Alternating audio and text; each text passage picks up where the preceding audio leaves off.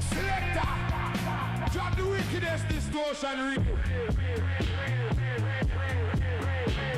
Mash up the whole place. Let's go.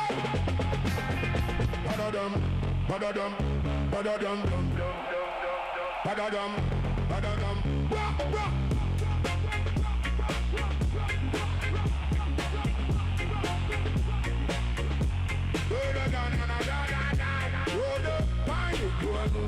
Bringing a friend, load up in fun for lose and for pretense.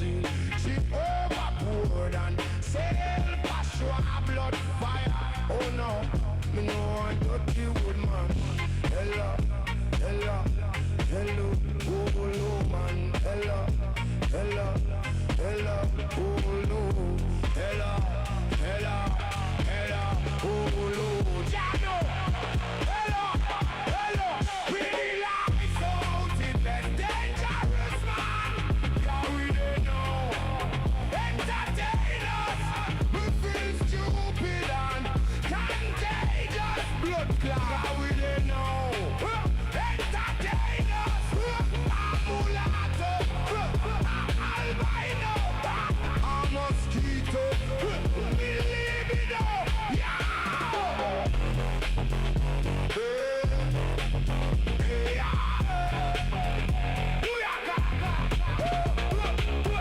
Was at home, do best man, Rita, and for this gift me feel blessed. I know, few little crew has always been and always will until the end. Sing hello, hello, hello, oh Lord, man, hello, hello, hello, oh Lord, hello.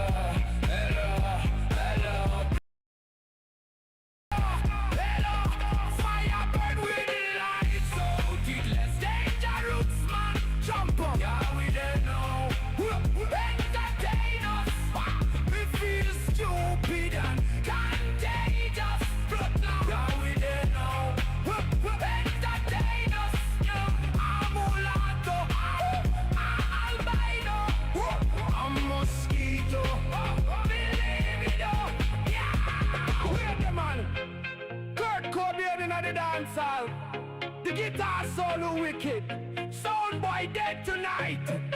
Flashing the lighters, gun finger in the air for the T-spirit. Wheel and come again, my youth. Pop, pop, pop. I'm a forget just why me taste, man. Forget it. Oh yeah, me guess it. Let me slide. Me phone it died, fit fire. Say, oh well, whatever, never mind, man. No worry yourself. Oh Lord, man. Oh Lord.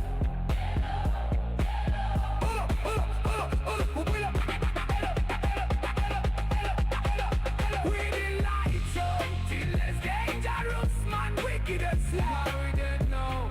Oh, entertain us.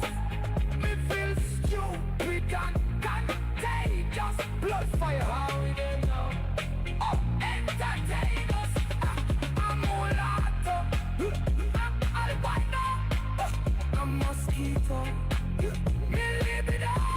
Yeah. Adenia. This is true now strictly for the underground shutters.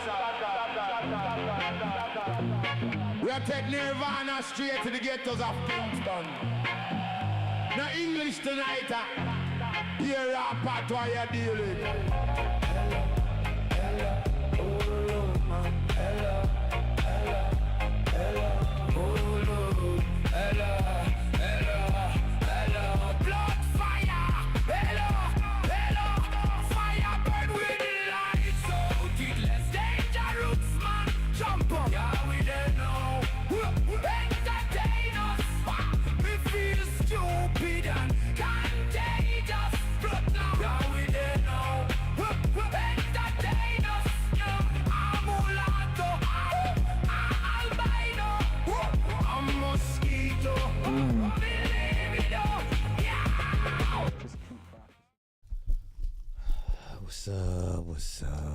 What's up? What's happening? What's happening? What's up? Begging for what? You can sit outside to go kill a mouse.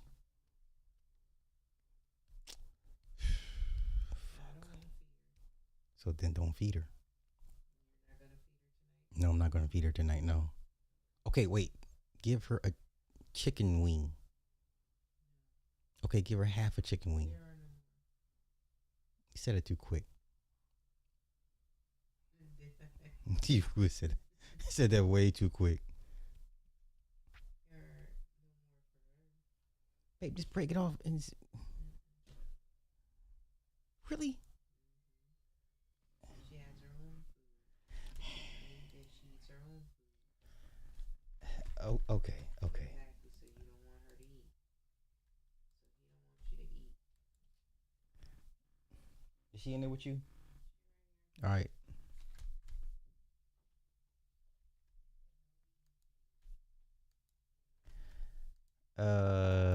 What's happening, y'all? Late stream. You know how I do because I have no concept of time. Honestly, who's asking about the song? It's an AI. It's an AI song. I ripped it off of somebody from IG, man. I ripped it off from somebody on IG. Hey, if this is the future of AI with the music, I cannot be mad at that. Matter of fact, I don't know whose page it was. I just ripped it. I was like, oh, that sounds tight, and I just said rip, and that's how we got here. I'm just uploading the thumbnail, y'all. I'm just uploading thumbnails. Just give me one moment. Let me upload the thumbnail to the other. No, that's strictly AI, but it's in my playlist now. So it's in my playlist now. That shit was kind of hot. Okay, thumbnail. Let's get my thumbnails together. Just got done watching. I'm back on the Lioness train watching that. I swore I wasn't gonna watch it, but I did say I do watch it for the gunfights. So I watched episode 2, season 3 of Lioness, and once again, the husband is a cuck. Everybody talks to him, yells at him, berates that man. Like, oh my God, what a puss. The husband is a whole puss in that entire series. I mean, everybody talks to him like a child. All of the stud women. Oh, and then you got the lesbian, the heart. They spent too much time on that. I'm just like, come on, man. Like, really? Let's get to the story. But anywho,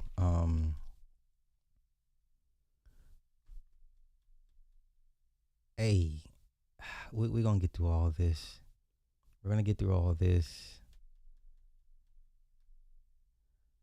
Hey man, listen, young Pharaoh has officially been buck broken. It's not even up for a debate. I mean, the stuff was going through with his kid's mother. Those are huge red flags. Cause he was unhinged, man. He was unhinged. Listen, just pay the shit off. Pay it every month and go make a new family. I will never stress over a woman with my child that's acting a fool. I go, okay, bitch. Here's your little monthly check. And I'm gonna go over here and make a whole new family. I'm not gonna waste my time or energy with these women. Like, you crazy? You don't want to act right? Okay, somebody will. Whatever you don't like about me, somebody likes about me, even loves about me. It is not a big deal. That's why I don't trip. Don't trip off these women, y'all. It's not worth the energy. This whole documentary is like an hour and a half.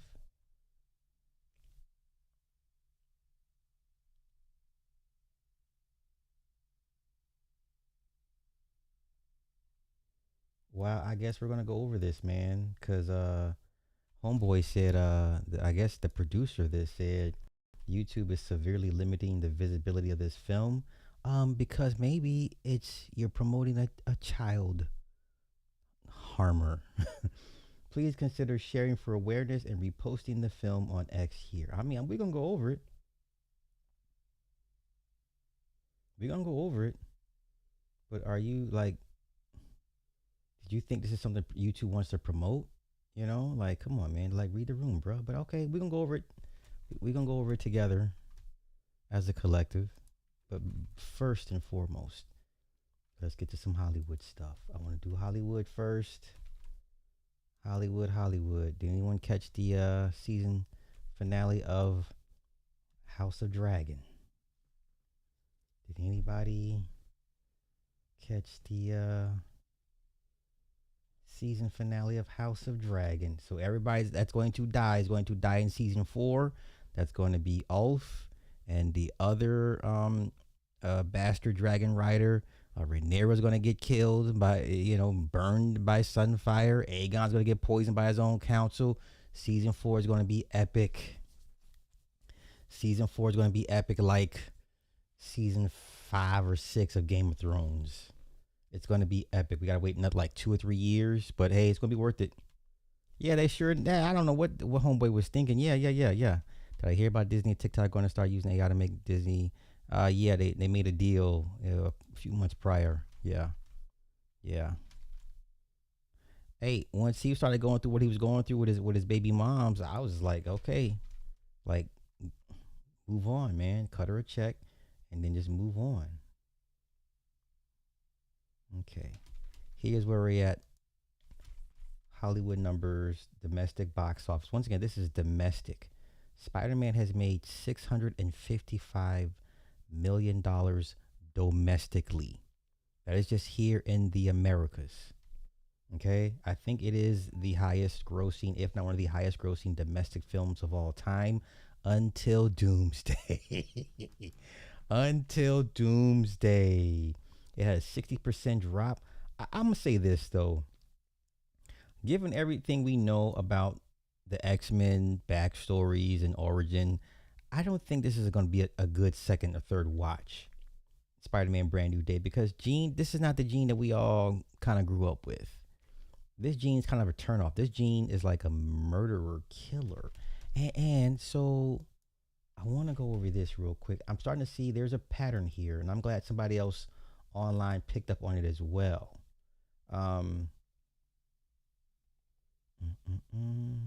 There's a pattern of female-led movies with the woman basically getting away with all types of shenanigans with little to no punishment. And I'm like, interesting. I wonder why this is. Where is it at? Where did I post that at? Hold up. Let me go to my activity.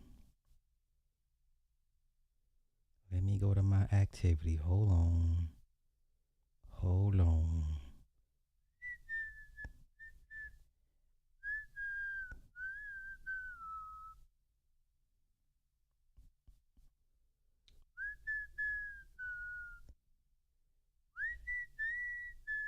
That shit's in my head now. Hey, matter of fact, run it back. Let's run it back when we look for this link. Let's run it back. It's in my head now. In my head. This is the worst that AI can do. I'm here for it. Hold on, let me look for it.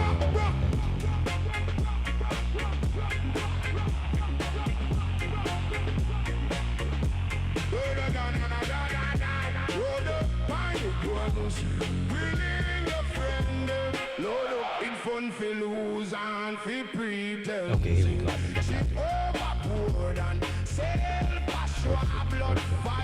Pay attention to how they're showing these women in these movies. Some of this I agree with, some I don't agree with. Let's go here.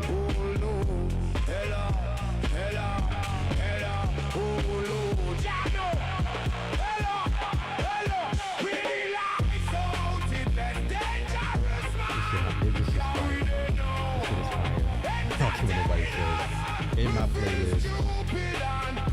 playlist. In my playlist.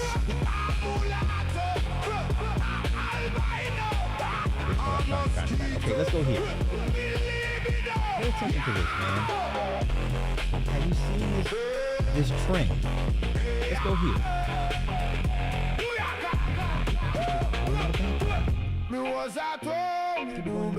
It's gonna be a background music tonight, y'all. Okay. The misunderstood female villain has become Hollywood's newest destructive trope. Jean Grey destroys 2 buildings and kills whoever happens to be in or around them. But my sister was taken, so it's okay. Also, remember, she possessed the old white man, made him back into traffic and get hit by the van. Now they say the man survived it. Nonetheless, you put this man in harm's way, right? And she just pretty much mind fucks everybody to get to one singular goal is to find out who killed. Why could she just jump into the agents that work for the Department of whatever, Demand, Defense, whatever, and find who, you know what I'm saying? Why would you jump to regular people? Just go to the building you're looking for and then jump to the employees. But then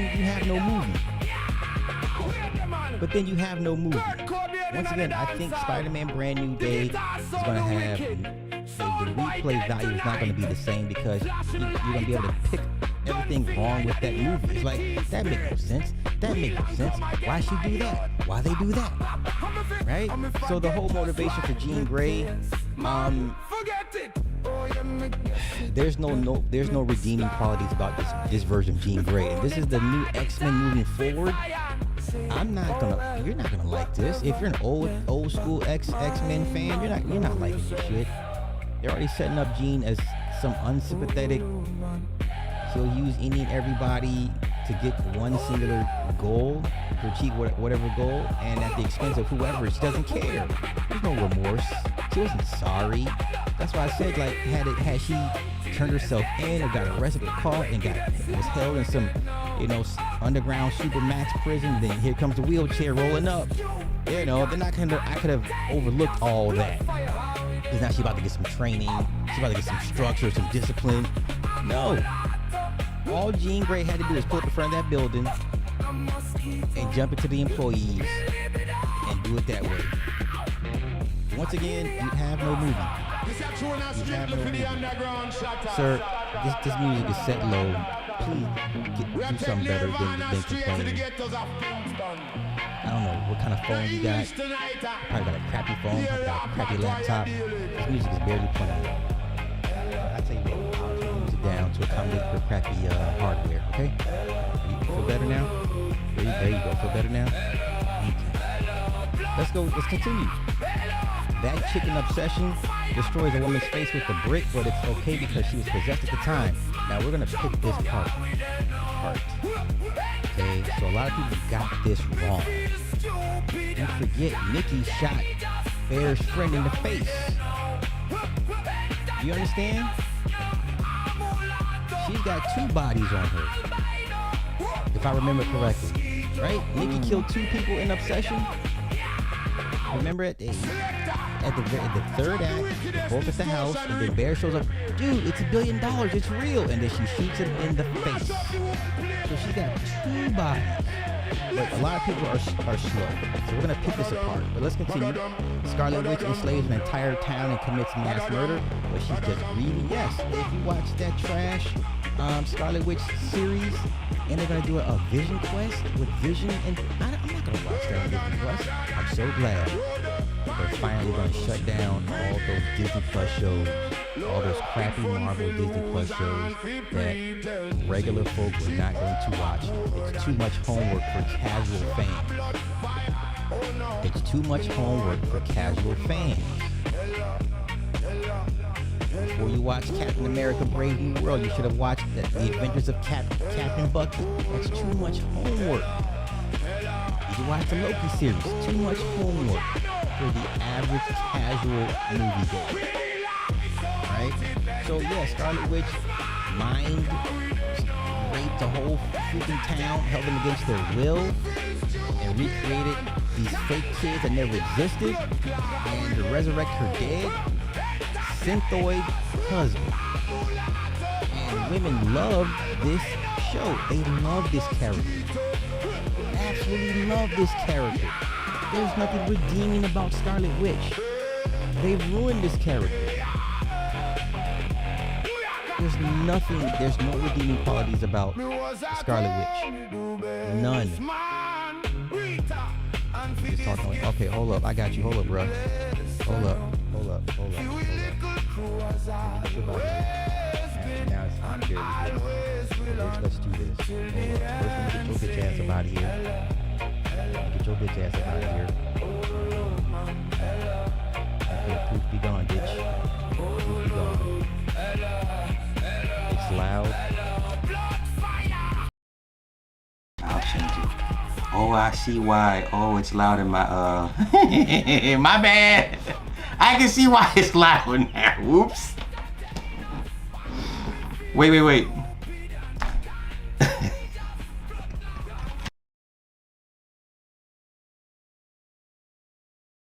In my hotkeys. My bad. I'm sorry. Lo siento. But don't come here talking shit to me, though. Okay. Don't come here talking shit to me. You can leave. Take your bitch ass home. Okay? Okay. Let's continue. Now, and even Wonder Woman non-consensually uses a man's body as a vessel for Steve Trevor and is considered fine and dandy. He's referring to Wonder Woman 1984. Nobody regards that movie. But I get his point. If you watch Wonder Woman 1984, she made a deal with, what's the character's name? Paid by Pedro. I forget the character's name, but there's a rock or some type of device. You can make a wish and blah, blah, blah, blah, blah, blah. Okay. Fair enough. Let's continue. And this doesn't even include the dozens of other streaming shows. Why are we telling our youth that some crimes are justified depending on who commits them? Well, it's simple. Women have always gotten less harsh sentences than men for whatever crimes. Right? How many teachers right now are locked up, female teachers are locked up for messing with young men, and they're getting slaps on the wrist. They're getting absolute slaps on the wrist. This is society. Society will never harshly punish a woman. Now, what you're going to have to do is convince the majority of men to override their biological hardwiring to take it easy on women. That's not going to happen. But the point still stands. He has a point. So now let me pick apart. So everyone's focused mainly on, so look at this person here. Because she did the killing and I saw her do it, and if I'm on the jury, I'm not taking demonic possession as an excuse. But you also saw Bear make the wish and then Ian wishing for $1 billion, blah, blah, blah, blah, blah. No. He only wished for her to love him if that translated to her as kill people, not his fault. Okay. Let's go here.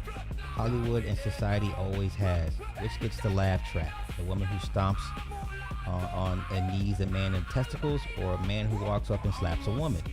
Yeah. It's always funny when a woman kicks a man in the nuts. Always, right? Okay. Let's go here. Look at this. The possessed chick has a legitimate excuse. How many women have been exonerated for murder by saying the devil made me do it? Yeah, that's not gonna work. Zero women have been exonerated for murder using the devil made me do it or demonic possession defense. Exactly. Hollywood begs to differ. Okay. Spot on with plenty of other examples of the trope just within this year, but obsession doesn't belong here in the slightest. Did you see it? Everything she did was against her will. The other example is totally right, but they choose to do what they did because of reasons. The woke writer wrote it that way because he thinks women should be able to get away with murder no matter what. Ooh, I don't think Curry Barker would agree with that. The second guy cracked the stick. It was him putting the drug in her drink. It was a great metaphor. Again, good point with plenty of other options. Let's go here. In Thunderbolts, Yelena blows up a whole floor of a building and is implied to have killed and murdered many more people for Val. And Ghost was essentially a terrorist in Ant-Man. Yet they spend most of the movie insulting USA agent for the one kill he had already been punished for. Yeah, if you watch that Disney Plus series, which was pretty good, I was rooting for US agent. They were going against some terrorist group faction, and there was a fight scene at the end, and he takes his shield and he just dumps it into dude's face, and it got shown on camera. Somebody was recorded, and it got broadcast all over the world. He gets dragged, he gets court-martialed, they strip him of the USA agent title and shield. It was a good scene. I like US agent because he's like a more ruthless, unhinged version of Captain America. Even though in the comics he's stronger than Cap, but Cap is a better hand-to-hand fighter. Okay? But that was a phenomenal scene when he's in court. He's like, I did everything for this country, blah, blah, blah. I mean, he broke the shit down. I was like, yeah, you tell him, US agent. Okay? Hey, God. Okay, let me just do this. Okay, I can't even have my cake and eat it too. Is that better for you? Oh shit. Did my cat unplug my camera? Connect iPhones on battery. Oh wow, I don't like this. Oh, so my laptop is telling me my iPhone battery is low. I don't like this. This ecosystem of Apple. Don't tell me my iPhone is dying. Anywho, let's continue. Okay, let's go here. Once again, people's logic. This is how people really think when it comes to situations where the movies present, right? So that chicken obsession destroys a woman's face with a brick, but it's okay because she was possessed at the time. Being possessed actually does sound like a rather good excuse. Legally, it's insanity, which the real definition is not being in control of your actions. You know how hard it is to get off on a insanity defense, and plus they're gonna lock you up and put you in an insane asylum. You're not going home. Eve, you can kill 10 people, plead insanity, eat your own vomiting or whatever, and you can get off. They're going to put you in an insane asylum or a mental ward. You're never going to get out. With the exception of Wonder Woman, these girls would be a great case study for trauma. Wanda was the villain and she died at the end of the movie. No, she did not. They already said she did not die in the Doctor Strange mouth that movie. She did not die at the end. They're going to bring her back. They already said they're going to bring her back. But nonetheless, that's the end of her story. Jean and Nikki were victims of circumstance. Nobody's saying anything is justified. I agree, but the chick in obsession is a victim, not a criminal. Someone else tampered with her mind, her free will, and her emotions, and she, unlike Jean and Wanda, can't be held responsible. It would be like blaming Diana's victim for any consequences from their intercourse. Okay. Let's go here. Why is there no DC movie about the guy who was taken for Steve's vessel for Wonder Woman? Did they get intimate too? The vessel, body, and Wonder Woman.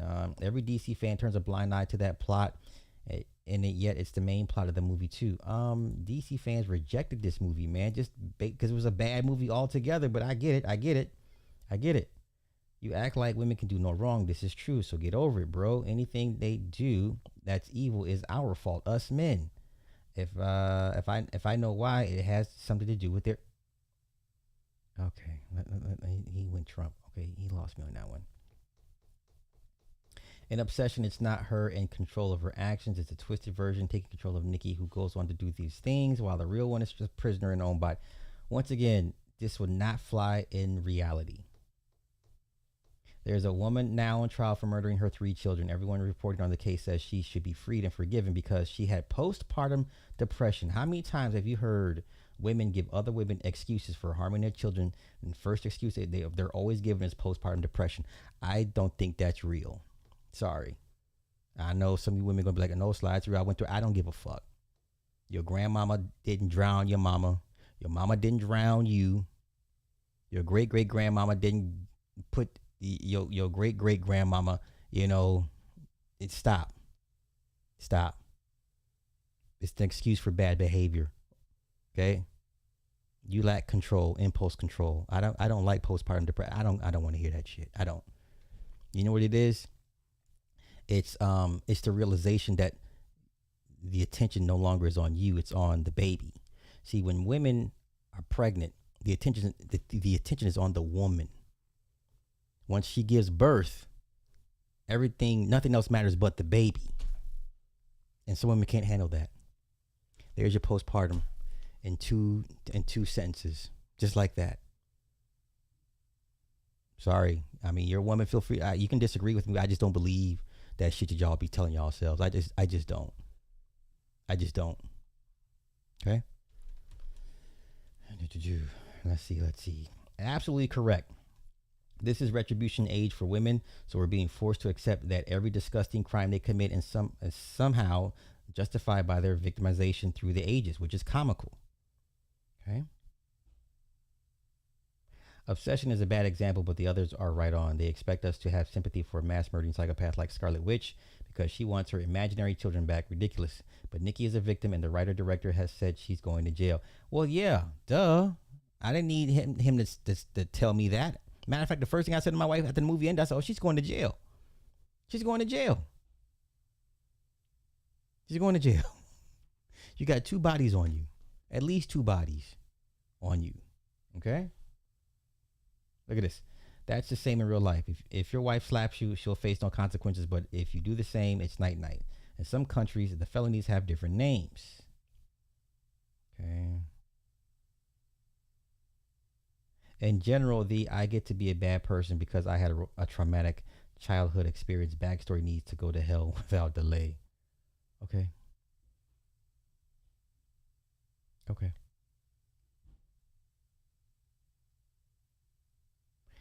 I loved Spider-Man, but when he said she wasn't trying to hurt anybody, I just think back to the guy that she just walked into traffic for no reason. Exactly. Walked that old man. He got hit by a van, if I remember correctly. Yeah, he got hit by a van. Okay. Oh, let's go here. That whiny bitch from Midsummer who powdered her way into a vacation that nobody else wanted to go on and then sentences her boyfriend to a horrific death because he was drugged and attacked by a lady. Yes, that was Florence Pugh's breakout role, Midsommar. Who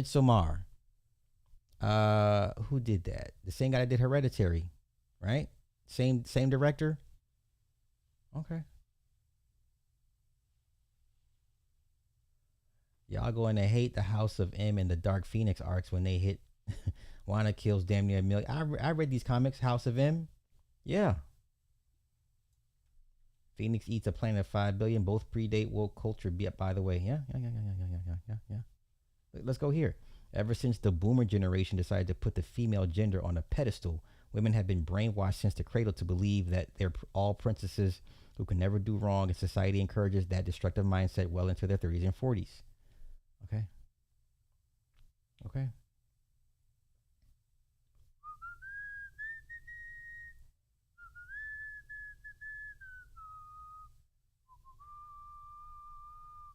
The Wonder Woman one in particular blew my mind, and I felt like no one else thought the same way. If the genders were reversed, holy cow, would there be outrage? Okay. The obsession example is flawed. The rest tracks. The modern left drones on about accountability, but it only seems to apply to heterosexual adult males of certain ethnicities. The hypocrisy is comical. Okay. All right. I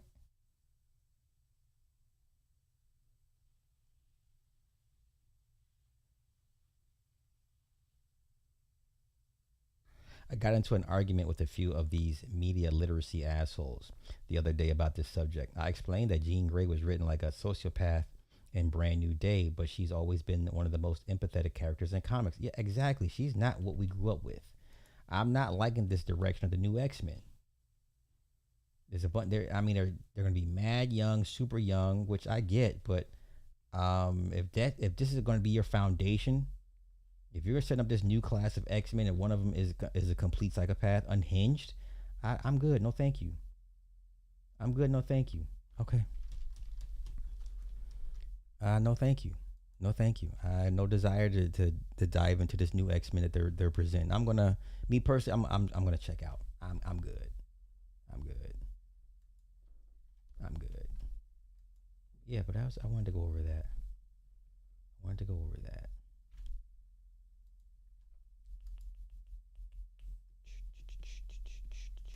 What were my other topics again? What is this? Young Pharaoh. Okay, we'll go over Young Pharaoh in a minute. Where there's other stuff. Let's go here. Let's do the urban versus mainstream. Yeah, let's do that. Let's do that. Urban versus mainstream. You ready? Let's go here. Let's go. Your mask, and when I see a can I interview you? Okay. I was intrigued by your mask, and when I see a mask like that, it makes me think there's a deeper story here. There's a deeper character here. So tell me your name and a little bit about yourself. My name is I'm from North Philadelphia, and I'm here to work. What do you do? This time around, I'm a stage performer. Wow, actor? No, a vocalist. Do you come up with your own music? I do. And what is that usually? I think most black urban folk live in a bubble when it comes to who they view as a celebrity or as viewed as famous. There's levels to this, but I'll let this thing play out. It's a combination between blues and funk and jazz and classical and hip hop and poetry. I love that. How did you get into that? I don't know. You know what's funny? I'm glad you said that, because guess what? When I did that God is God movie review, nothing but women were like, I loved it, I loved it, I loved it. I didn't hear one woman say I didn't like that movie. That is God is. I've not heard one black woman not love that movie.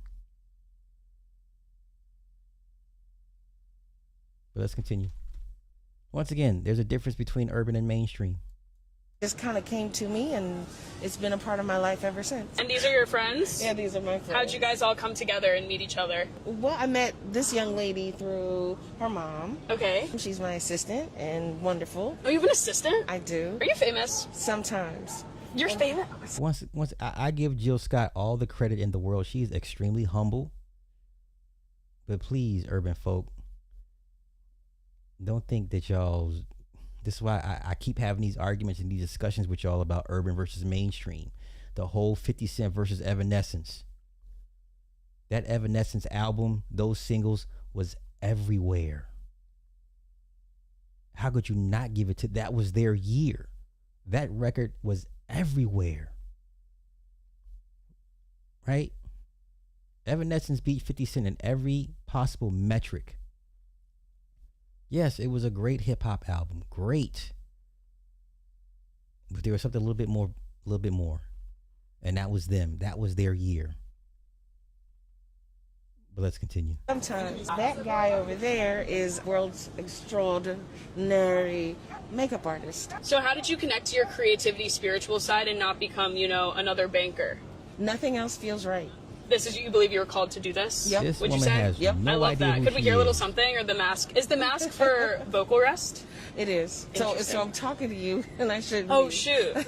Okay. I was singing a lot this morning, so I Really? think the Lord brought me to you. But I have a tough time Probably. using my Now diet. look at. Let's go over some of the delusion of some of these women. Women really have self-inflated egos. I've always said women have way bigger egos than men, way bigger. So let's go here. This is the reality to some of y'all. I don't know what reality y'all live in. Once again, there's urban and there's mainstream. This woman says, "I love this." The girl thinks she's promoting Jill. Meanwhile, Jill's concert is sold out. Jill is not playing theaters. Jill Scott's not doing theaters. She's not doing arenas. Okay, she's doing club dates. She's not doing arenas. And stop this nonsense. These delusions of grandeur. This is so sweet. She probably lost her mind when she realized who she just interviewed. This white woman don't give a fuck. Don't let alone Jill. She be like, Jill who? Jill who? Stop this. Stop this. Imagine interviewing a legend and not knowing it. Is Jill Scott a legend? Is Jill Scott a legend? Shaka Khan's a legend. Patti LaBelle is a legend. Dionne Warwick is a legend. Diana Ross, Whitney Houston, those are legends. Mariah Carey, legend. You mean to tell me you got people out here thinking Jill Scott's on their level? So Jill Scott's a legend? Okay. Okay. Okay. Interesting.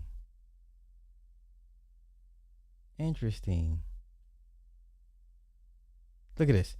When she said, "How can we promote you and get this out before the show? The ticket's been sold out." Y'all y'all really think y'all bigger than what y'all. Let's see, Jill Scott. Let me see. Jill Scott tour. Let's see where she's performing at, y'all. Let's see these venues she's performing in. She's on tour. Okay. Are we gonna do the LA Forum? You know what I'm saying? Let's see the size of these venues. Cause some of y'all just want to I don't want to pick on black folk, but what is this? YouTube Theater in the Hollywood Park.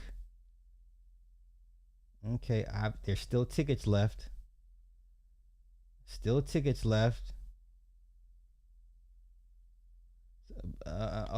Let's do this.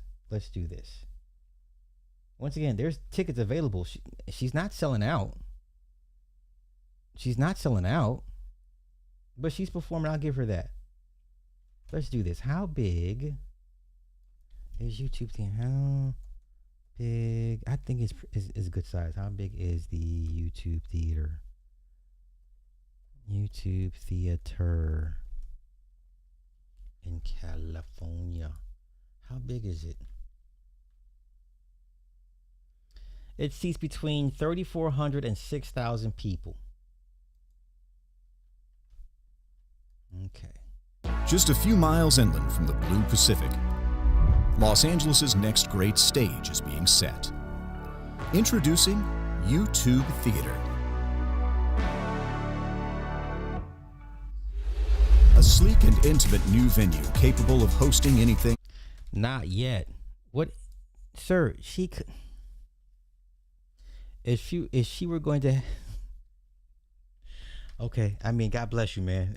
From concerts and award shows to esports competitions and special events, with a scalable capacity from 3,400 to 6,000 seats. 6,000 seats is good. Okay, let's do this. Has Jill Scott? I'm going there. Ever sold out a big venue? Let's do that.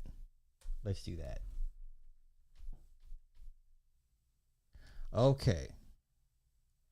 Let's go here. Jill Scott has frequently sold out large and prominent music venues throughout her career, including multi-night sellouts at major entertainment destinations like the Met Philadelphia, the Theater, MGM National Hartman, Fox Theater in Atlanta. How long ago was this? We're going there. I got time.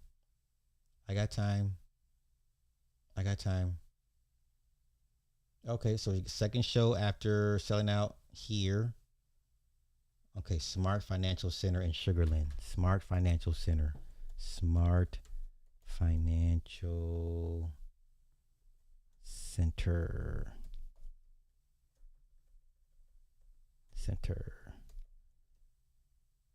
Capacity.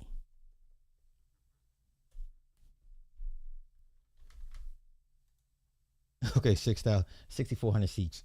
Okay. Okay, so she's mid-tier. Okay, that's cool. She's mid-tier.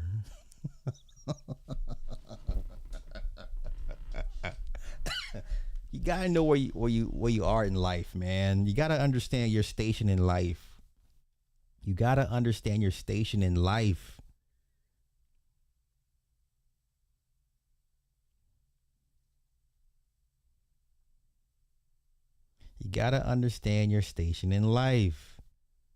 Okay?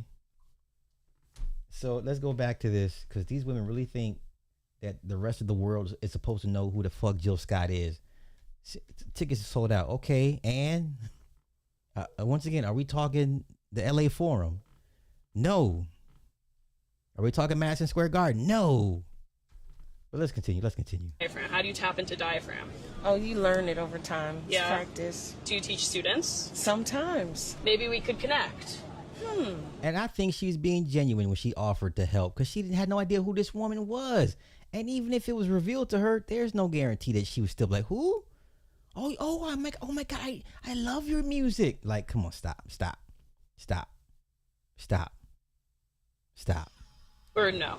I don't see why not. Okay. I don't see I why would not. I would love to take a class of yours. Well, what are you all doing tonight? Tonight, probably going out, hitting the town, putting myself out there.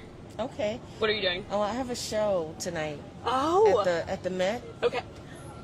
If you want to come, you're welcome. What time? I think I go. She had no idea. She's like, you at the Met? Oh, okay. Had no idea who this woman is. Please stop this.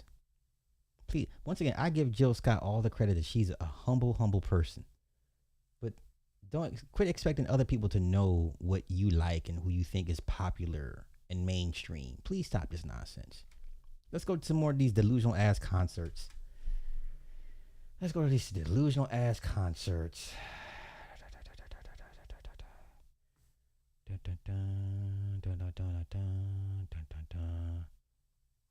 She knew she was somebody when she said the Met.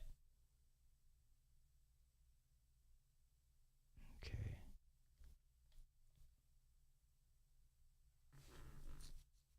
Oh, this is her, the white woman. Okay. Look at this. I interviewed Miss Jill Scott without realizing. Can I interview you?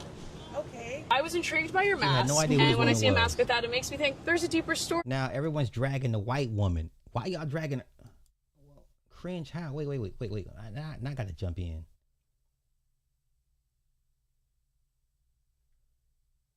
So Jen said this was cringe and corny, but Jill was incredibly gracious and eloquent.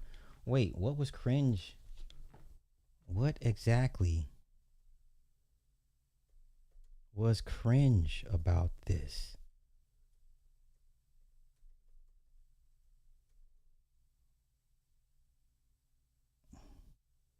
Do folks really think that Jill Scott is a household name? This is women, y'all. Women be on this dumbass shit. What exactly was cringe about this? Do folks really think that Jill Scott is a household name?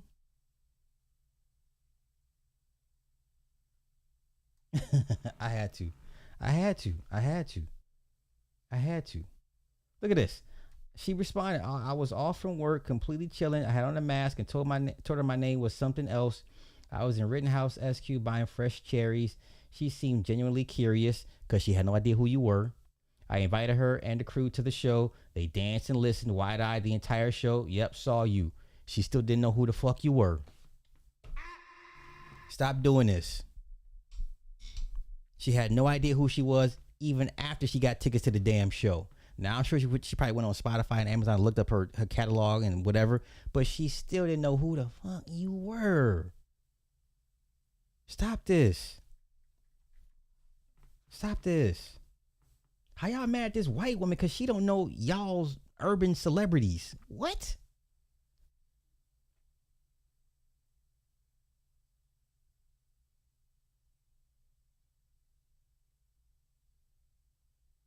Exactly. Y'all in these comments being condescending. Meanwhile, I'm like, how refreshing this interview is because this girl legit has no clue who she's interviewing.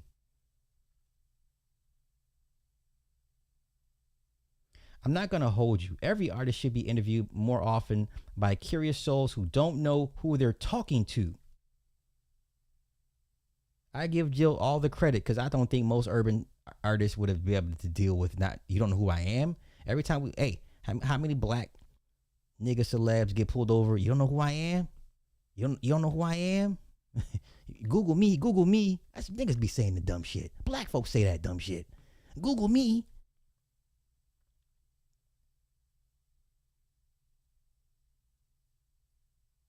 Look at this. The nerve to think you were going to promote Jill Scott, who already told you she was playing at the Met. She doesn't know. She still didn't know who the hell you were. You know how many concerts a year are held at the Met from people you've never heard of? Stop this. This is black ignorance at its finest. Black ignorance in its finest. Look at this person. Meanwhile, I think I can identify Jill Scott speaking in 5 words or less with my eyes closed. Nigga, what? Okay. Hubris. This is black folk. Oh my God. Okay. Wait, let me get back to this. I'm back to this. Wait. Where we at? Okay. So she sells out mid-tier venues. Okay, that's great.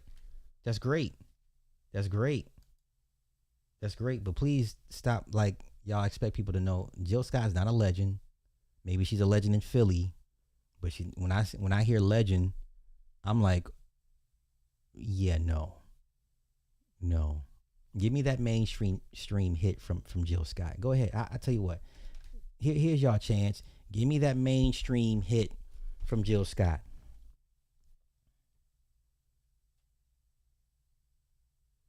I got time. So go ahead and give me that mainstream hit from Jill Scott that everybody knows, that you hear playing in the elevator or in Planet Fitness or in Target. Go ahead and drop those heaters. Go ahead. Give me that Jill Scott record that everybody knows of. I got time. Okay. All right. Like I said, y'all got all night to figure out. Give me that Jill Scott heater that everybody's playing. Okay. Oh, okay. I didn't think so. Matter of fact, let's go to our next debate.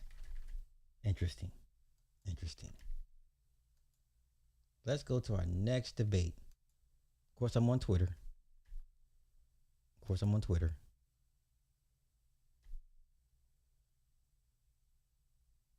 Now, I asked a question in a poll. Let's see. Most Americans wouldn't recognize Cassandra Wilson, but she would be modeled in Europe and Japan. Like, most of the blacks had to go overseas to get the love because folks be like, who? I agree. Okay. I was on the road with Eric Benet. He said himself he was black famous.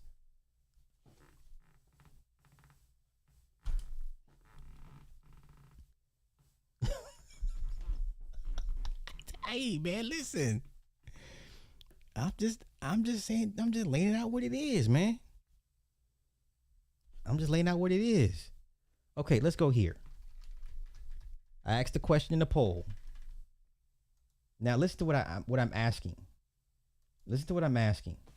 I'm asking the question in the poll. Who had the better rap career? Fabolus or Scarface? There's only one right answer. Who had the better rap career?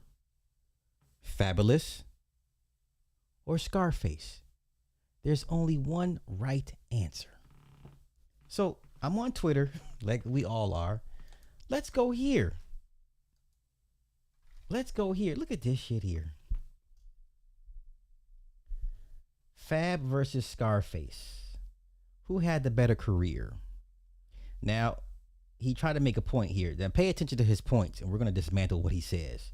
If you value mainstream success, bigger radio hits, and popularity more than the answer is... Wait. This nigga said, if you value mainstream success, bigger radio hits, and popularity more, the answer is Scarface. What? I think he meant to say I'm gonna assume he meant Fabolus here. That's the only way. Okay, so I'm going to assume he meant Fabolus in the first section. If you value being more respected as one of the greatest rappers in history in every region by people that really know the genre with timeless music, it's Scarface. Both are great MCs. Fab is better with punchlines, metaphors, and technical rhyming, and he had the look for commercial success because his music resonates with women and casuals. Scarface is better with storytelling and heartfelt rhymes that deal with dark and heavy subject matter. You will have to be more of a true hip hop fan to appreciate both legends. Okay.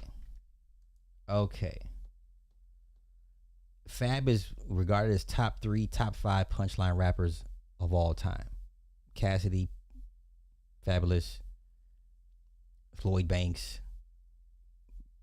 I think those guys are pretty much regarded as the best punchline rappers ever.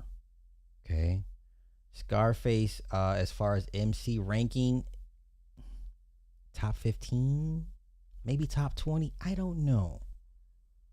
Once again, we don't define rap careers by who has better storytelling and heartfelt rhymes. Stop this dumb shit. Please stop. Y'all want to move goalposts to what you define what a success is. Everybody understands what success is. Okay? Fabolous hits every metric of a successful, uber successful rap career. Stop, man. Please stop this shit.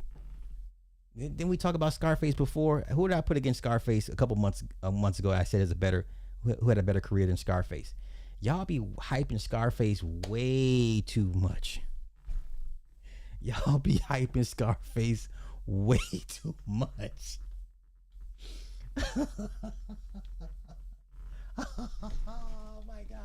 Oh my god. Let's go to these comments, y'all. I'm here for these comments. Better career, Fab 24/7. What crack are you guys smoking? If Fab wasn't from NY, this wouldn't even be a conversation. It's Scarface hands down. Once again, based off what?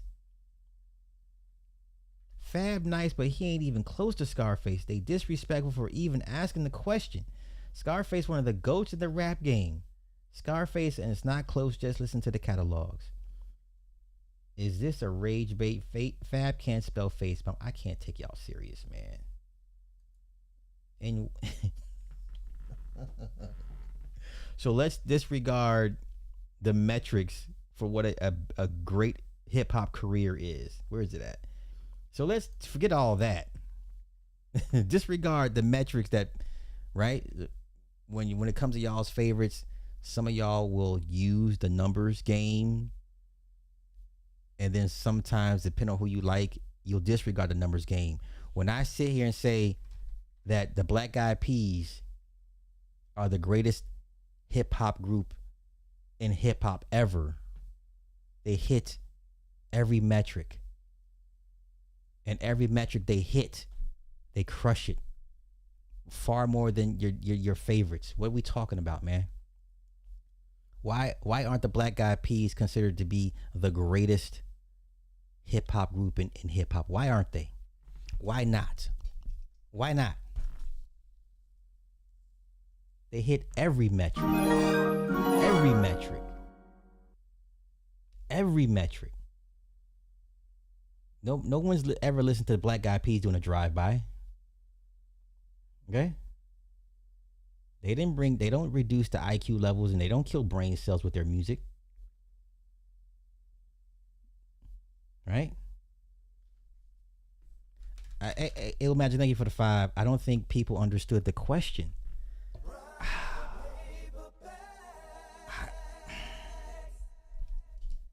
Once again, see, here we go with nonsense. Sir, they're a hip hop group. They were signed to NWA. It doesn't get more hip hop than that. The Black Eyed Peas are more hip hop than your favorite group. Pop is just a category when you go mainstream. They're still a hip hop group. At the very core, the Black Eyed Peas are still a hip hop group. Y'all acting like because they're pop, they go pop, it diminishes their accomplishments or it puts them in another category. No. The Black Eyed Peas should be regarded as the greatest group in hip hop, bar none, over Run DMC, over Wu-Tang Clan.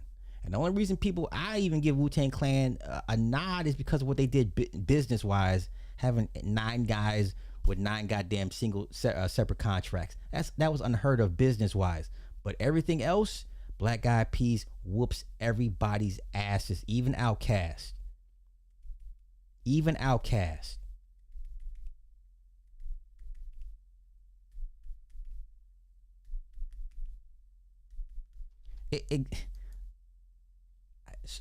Listen, bro. Help me, help me educate the masses. Help me educate the masses. I mean, I enjoy these debates back and forth, but nah, man, Black Eyed Peas all day, man. I just heard one of their records on out and about the other day. Black Eyed Peas all day, man. Listen, you'll never see another group like Black Eyed Peas come out of hip hop ever again. You'll never see another Black Eyed Peas, anything close to them out of hip hop ever again, given their pedigree. You'll never see that. I'd mess around and say Limp Bizkit was a better rap group than Wu-Tang Clan, even though technically they weren't hip hop. They got to have hip hop origins, man. I mean, nah, I'm not gonna consider that they were rap metal. Limp Bizkit, Korn, who else? Who was the third group? Limp Bizkit, Korn, somebody else. That was like rap metal. That was the MTV term. Metal rap or rap metal. That's not hip hop. And it would be unfair to put Limp Bizkit even in. Don't do that. Let's just keep it strictly hip hop from the soil. Black Eyed Peas, hands down, is the greatest hip hop group ever, bar none.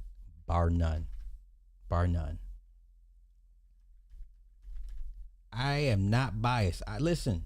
I've run the numbers. We'll run it again. Wu-Tang is my favorite group. Listen, I put Wu-Tang over Run DMC. I put Wu-Tang Clan over Outkast. Though most people would use Outkast numbers against Wu-Tang Clan. Okay, so when I use Black Eyed Peas numbers against Outkast, then y'all crying, well, they're a pop group. Well, now which one is it? Which one is it? Okay, so we take the Black Eyed Peas out the equation. The only reason I regard the Wu is the greatest is because what they did business wise. They changed the landscape of the business. If you impact the music business to that degree, yeah, I will put you over Run DMC and Grandmaster Flash and Furious 5 and all them niggas. Because what they did business wise was unheard of. Now, with that, put that to the side.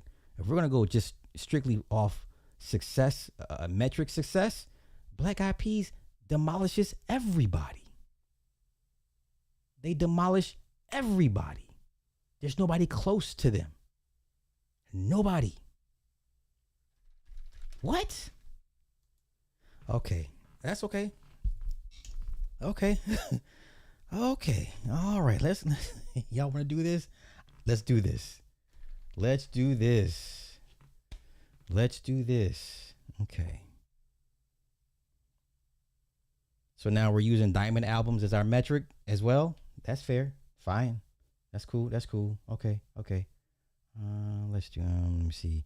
Let's do Outkast first. Yeah. Let's do Outkast album sales. Let's do them first.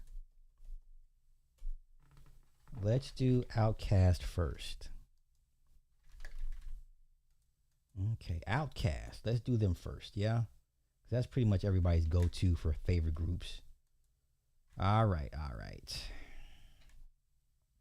At the time, so Speaker Box did 8 million, Stankonia 5, Aquemini 3. My favorite album from them is AT Aliens. That's my favorite album. 2 million, Big Boy, and then 1 million, Idlewild, 1 million, Southern Plain. Okay, 1 million. Okay. Okay.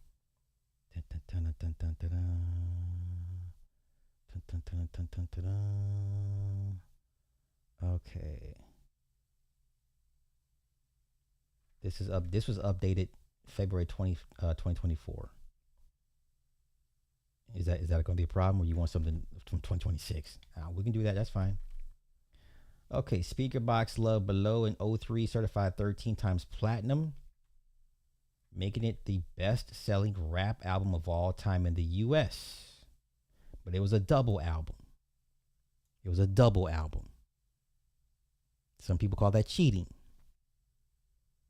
Okay, so if we take away the double album, it's only 6.5 times platinum. But okay, I'll give y'all that. Y'all can have that.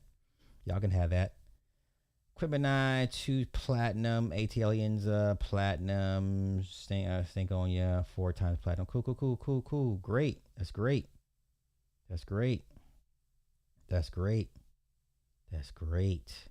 Now, do you really want me to do Black Eyed Peas? Now, I'm giving y'all a bone. Do you really want me to go ahead and pull up these Black Eyed Peas numbers? Yes? Okay. That's all you got is they win diamond. For some people, that's enough. That's great. But do you still want me to pull up these Black Eyed Peas numbers?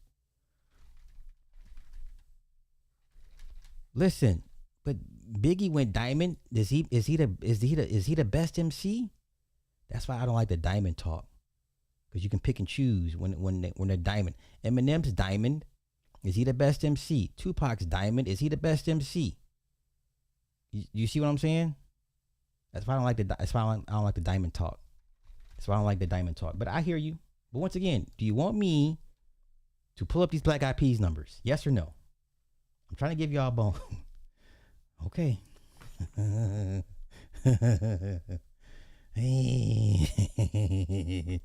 Black Eyed Peas.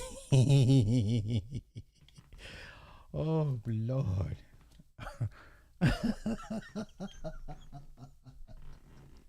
We really want to do this? We really want to do this? Wait.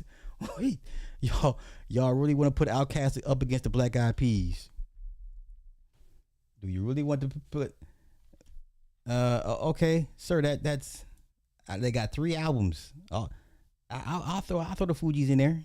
That's fine. But nobody's beating the Black Eyed Peas as far as numbers.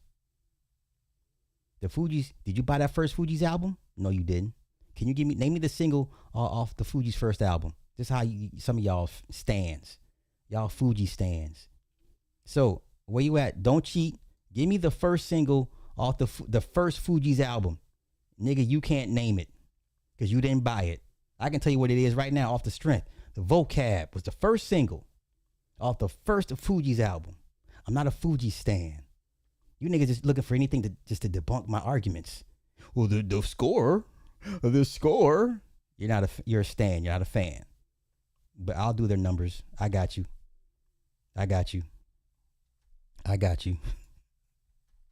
Now, shall I continue with this? With this ass whooping that the Black Eyed Peas puts on hip hop when it comes to album sales? Listen, they were competing with Britney Spears. What y'all talking about? They are so far beyond hip hop. They're the greatest representation of hip hop you could have against the others.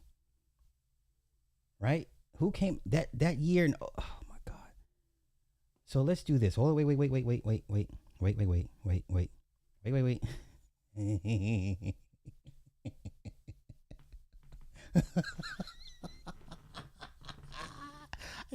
Y'all it's okay. Let's do this. Remember those albums from 03 that came out that same year? Let's do this. Let's see what albums came out the year that Black Eyed Peas dropped. Let's see how they fare against their mainstream competitors. Okay, highest selling. Let's do 2003 albums of 2003. Let's do this. We'll go back there. We'll go back. We'll go back and revisit this. I don't mind. Okay.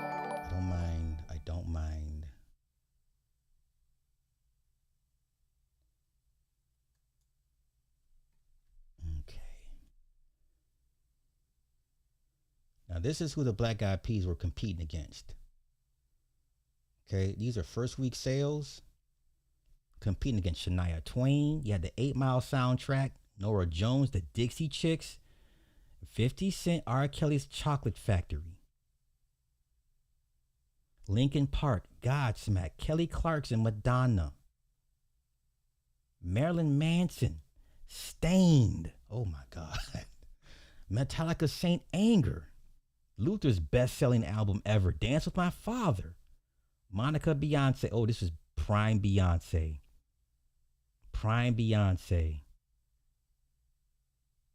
Hilary Duff, John Mayer, Your Body is Like a Wonderland, prime John Mayer, DMX, Grand Champ was that album number 4. That was a DMX decline. This was Outkast. Here we go. Right? Ludacris's Chicken and Beer. Clay Aiken. Come on, man, don't do this. Toby Keith, Jay-Z, Britney Spears, Alicia Keys, Reuben Studdard. Okay.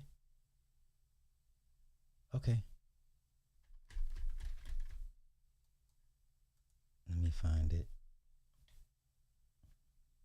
Elephant came out in 2003, 9.5 million units worldwide. Their breakout global. Okay. Right. I know. Slabby, just running his mouth. I know.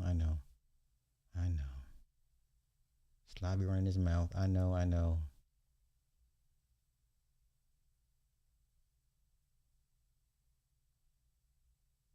Let's take a look at this live album.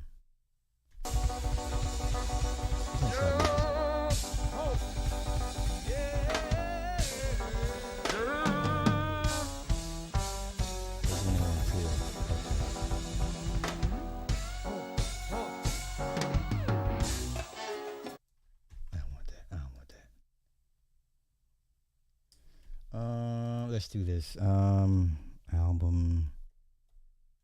rank. Let's do it. Let's do that.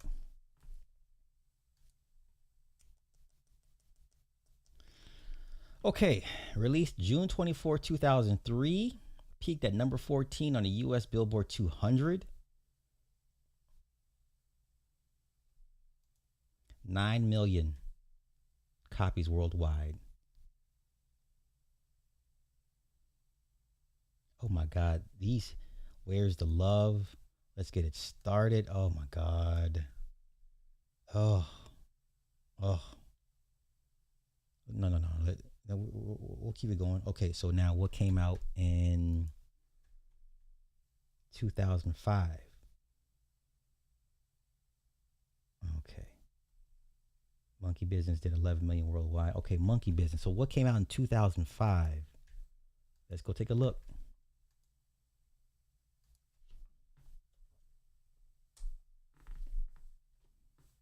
2005.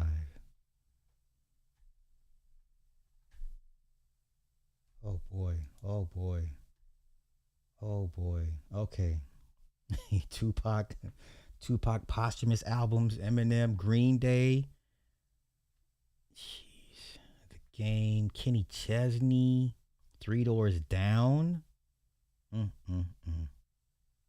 Ray Charles's best-selling album right there. Okay, the Massacre didn't do so well because Kanye, whooped his ass in that head-to-head. Nonetheless, it's still a good album. Mariah Carey's probably best album, Emancipation of Mimi. Rob Thomas. Remember, Rob Thomas was everywhere. 9 Inch Nails, everywhere. Dave Matthews, everywhere. System of a Down was everywhere. Audio Slave was everywhere. Coldplay was every fucking where.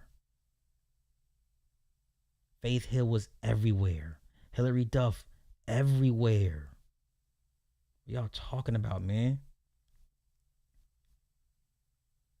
Kanye, Paul Wall, Gretchen Wilson, Nickelback.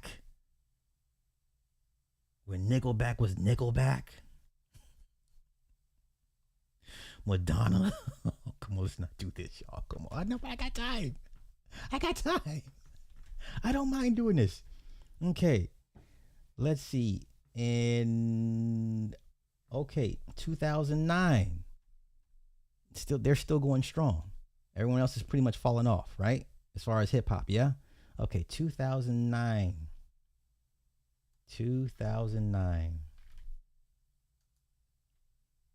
I didn't see anything about Outkast. I didn't see much Outkast, but okay. I didn't see much about Outkast, but y'all got it. Come on. We're there. Taylor, oh Lord Jesus. Okay, can we stop now? Can we stop? Are you guys ready to concede your arguments? Do you see why I say Black Eyed Peas is the greatest hip hop group in hip hop? But let's continue. You still have Bruce Springsteen, Kelly Clarkson, Rascal Flatts, Keith Urban. Oh boy. Green Day's, I think, best album, 21st Century Breakdown. Enemy was the first single. Yeah. Dave Matthews Band. There's the Black Eyed Peas.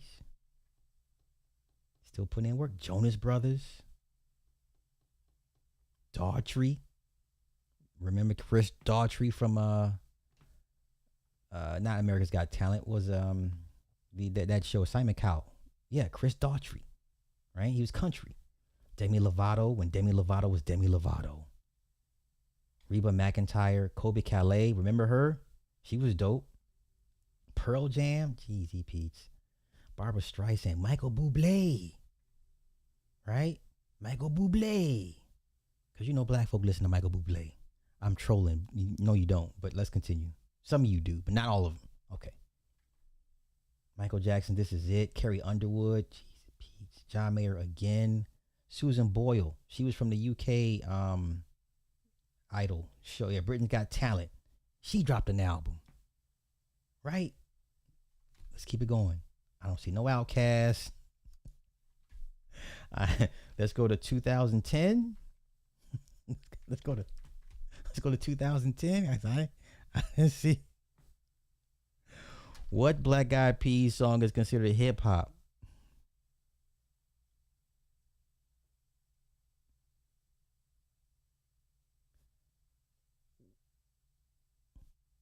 Why would you put that on them?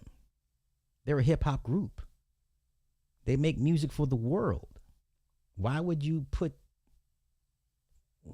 That's like calling yourself a black business. Why would you want to put them in a box? They're still a hip hop group. They're still a hip hop group.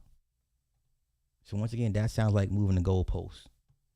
Now you want me to find the most hip hop sounding record? That's not fair to them. They make music for the world. They're representative of hip hop, but they make music for the world. Why would you want to reduce that? It ain't about what song it is. You moving the goalpost. Okay, what song? I can't give you the most hip hop sounding Black Eyed Peas song. They're a hip hop group that makes music. I'm not understanding. Now y'all said Outkast. Okay, we're going to play the numbers game, right? Once again, give me the metrics why y'all consider Outkast the best hip hop group. I gave you the metrics. Black Eyed Peas crushes every metric Outkast ever hit. Now it's give me a hip hop song. Come on, man, don't do that. If he rap on it, it's a hip hop song, right? They rap, don't they? Don't they rap? That ain't hip hop enough for you, for them to rap on it? So now we're gonna create new distinctions for what a hip hop song is. If a motherfucker's rapping on it, it's a hip hop song, yes? I don't compare them to Outkast. They're better than Outkast to me. Y'all brought up Outkast. That's y'all's favorite go-to group for who the GOAT of the hip hop is. Every time I say the Black Eyed Peas, the first thing out the motherfuckers' mouths is Outkast. How? Since when? Where?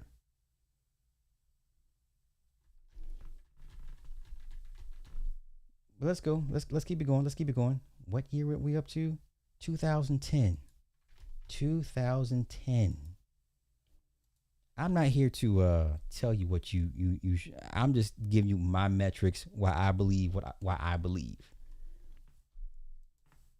You'll never convince me the Black Eyed Peas is not the greatest hip hop group. They are.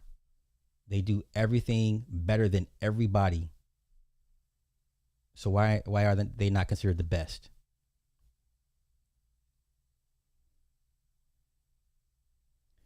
2010, we had Keisha, Lady Antebellum, Sade, Justin Bieber, Lord have mercy, Usher, Godsmack, Jack Johnson, Drake, Avenged Sevenfold, my favorite rock group of all, my favorite rock group for the last 20 years. Avenged Sevenfold. Their last deal was with at the Capitol. They went independent. Katy Perry, Disturbed. Come on, y'all. Linkin Park, the Zac Brown Band, Kenny Chesney. This was a crazy year for country. Toby Keith, Sugarland, Taylor Swift again, Wayne. Oh, no. I don't see no Outkast, though. I don't see no motherfucking Outkast. How is it cope? It's cope for you to sit here and to ask me what's their hip hop song. What? That's the craziest thing I've ever heard. Y'all want to debunk my argument so bad. I just gave y'all the metrics. I gave y'all the numbers. The Black Eyed Peas is the highest selling hip hop group of all time. What the fuck is what is there to talk about? What is there to talk about?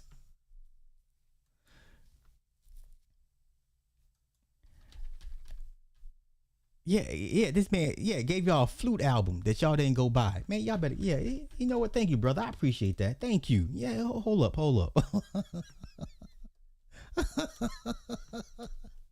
Y'all better get the fuck out of here, man. When this bullshit nigga died to play the flute.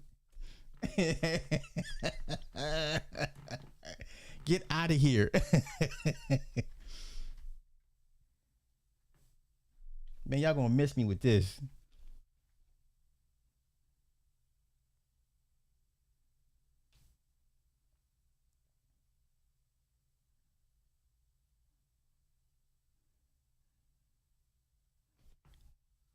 Well, y'all better get out of here, man.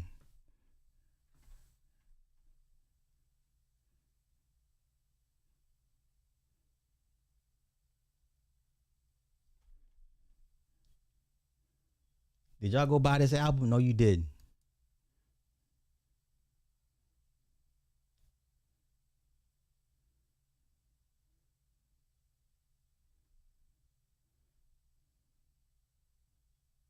Oh shit, my bad. It's not even playing, my bad. Here we go. What is this shit here? And if you're paying attention, well, if y'all don't get the hell out of here, you might surprise yourself.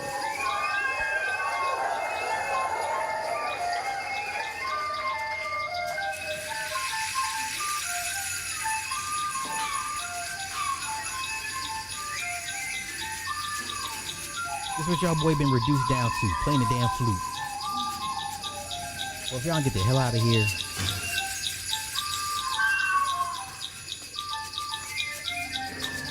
Now, let me ask y'all, why didn't y'all go buy this man's flute album?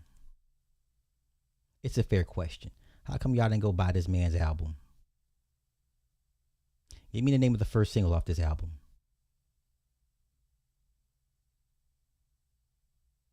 Is it not hip hop enough for you? There's nobody rapping on none of these. What's the excuse that y'all have to give me why y'all didn't go support this man's work, his growth, his ascension, his one to experiment and try new things? How come y'all didn't go support this man's work? Give me y'all's excuses for not buying the man's flute album. Oh, okay. I'm just asking questions, man.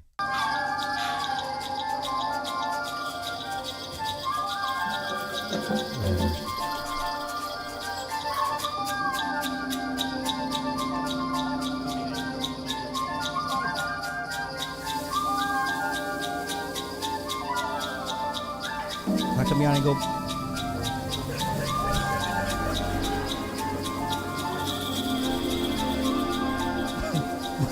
Once again, y'all go by.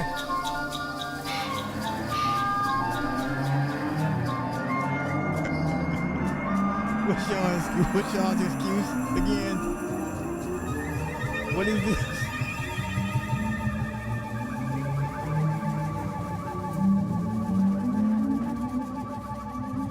Y'all, you're serious, right?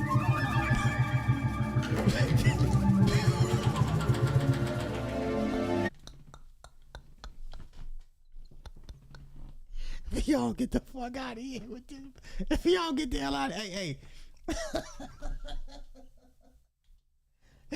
If y'all get y'all asses the hell up out of here with this nonsense. If y'all don't have to get, if y'all get y'all asses out of here. This man playing a whole goddamn flute. What is this? Andre 3000 was trying out a new instrument, a Chinese gourd flute. Where did you find it? On Etsy. You go shopping for flutes? Yeah. Sometimes like the algorithm will send you ads for like flutes now, you know, and Yeah. sometimes they're actually dope. So yeah, it's like I actually love it now. Like I want to know more about it. Here at Rick Rubin's Shangri-La Studios in Malibu, one of the most influential rappers in hip-hop recorded his new instrumental album. The first song on New Blue Sun is titled, I Swear I Really Wanted to Make a Rap Album, but this is literally the way the wind blew me this time. Even on the artwork, it says no bars. So if you're disappointed, man, like I don't know what else I could do.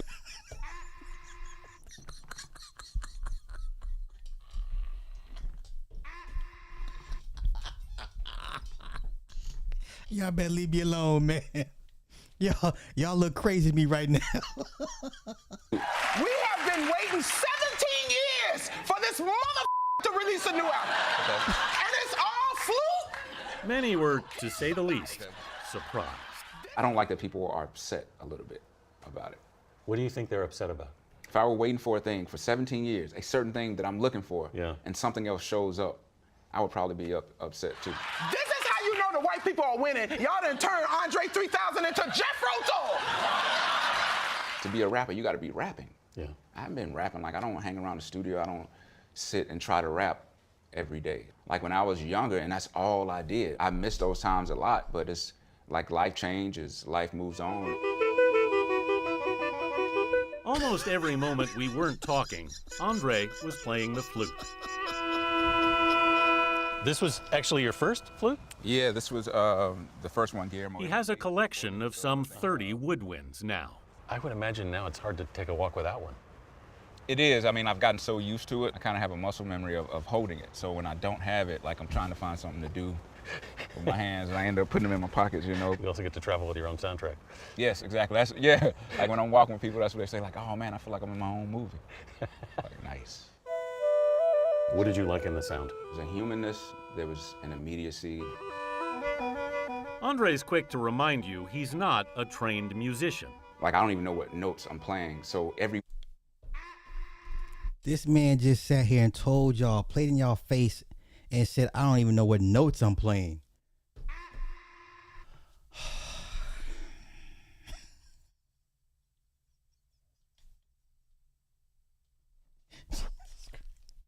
This man said, I don't even know what notes I'm... I can't do this with y'all. Listen, I can't do this with y'all right now. I can't do this with y'all right now. I'm not gonna do this. I'm not gonna do this with y'all right now. If y'all get the hell out of my motherfucking... This nigga said, I don't even know what notes I be in. But y'all wanna sit here and bash the back the Black Eyed Peas. Boy, y'all ain't shit. Y'all gonna sit here and talk bad on will.i.am, Taboo, and Fergie?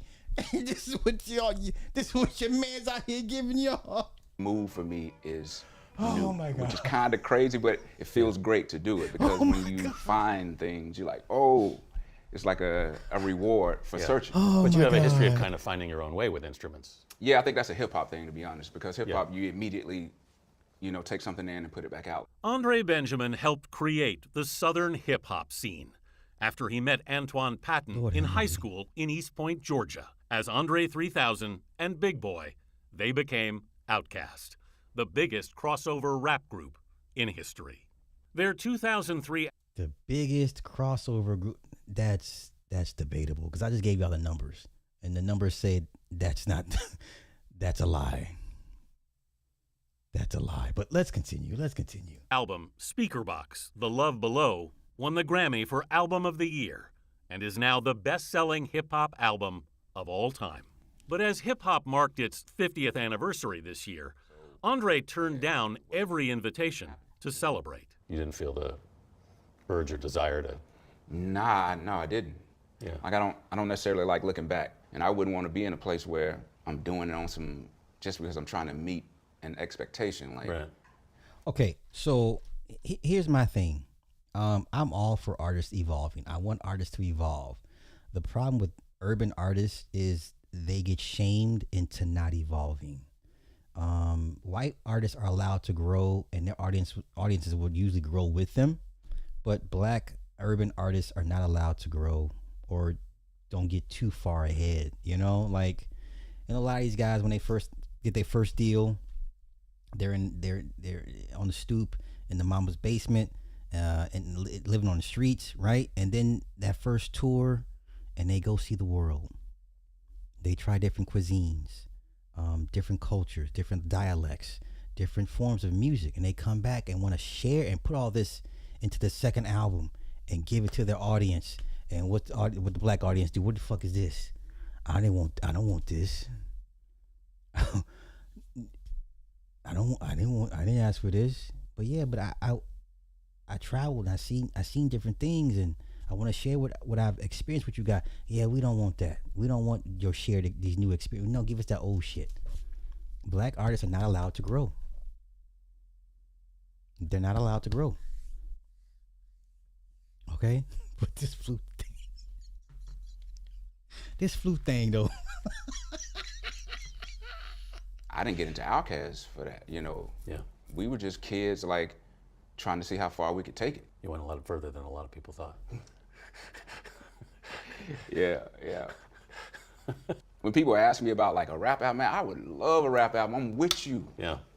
I want to be with you when I'm really on it. Yeah. You know what I mean? Why do you think you're not on it? That I have no idea. I write down ideas and lyrics all the time. You do? And maybe I hadn't found a music that's inspiring enough for me to want to write raps to, or maybe I got to find a new way to rap. If I don't feel like I'm doing something, it don't matter to me. When you say doing something, what do you mean exactly? Affecting something, moving something, saying some truth, revealing something. Like, man, he could have been top 5 dead or alive greatest MCs ever. I mean, I'd have put him next to Rakim. I'd have put him next to Lupe Fiasco, LL. Like, he could have been on the Mount Rushmore of MCs ever. He just ain't got the catalog to do it. All he really would have needed was two solo albums. 2 solo albums, and people would have said, hey, he is in the Mount Rushmore of MCs, bar none. Bar none. Bar none. Like, he's a better lyricist than Scarface could ever be. He's way more deeper, way more introspective. He could have been shit. He could have been that guy. What about Ice Cube? Ice Cube is cool until after that Predator album. Then it's just the decline, and Cube failed to adjust his flow for the new times. You know what I'm saying? He still had that same NWA flow forever. And then what record did he have? That single with Mr. Short Chop. I was like, that's when I knew it's like you gotta let it go. Yeah, he never adjusted for the times. You know, all the great MCs adjust. They adjust. LL still out here rapping. I'm not gonna buy no new LL shit, but he's still out here, you know, spitting whatever. He made adjustments. But Andre 3000 could have easily been in anybody's top 5 dead or alive. He just needed 2 solo albums, and it'd have been no conversation, no questions asked. Like, 3 stacks. Yeah. So I met Badu twice.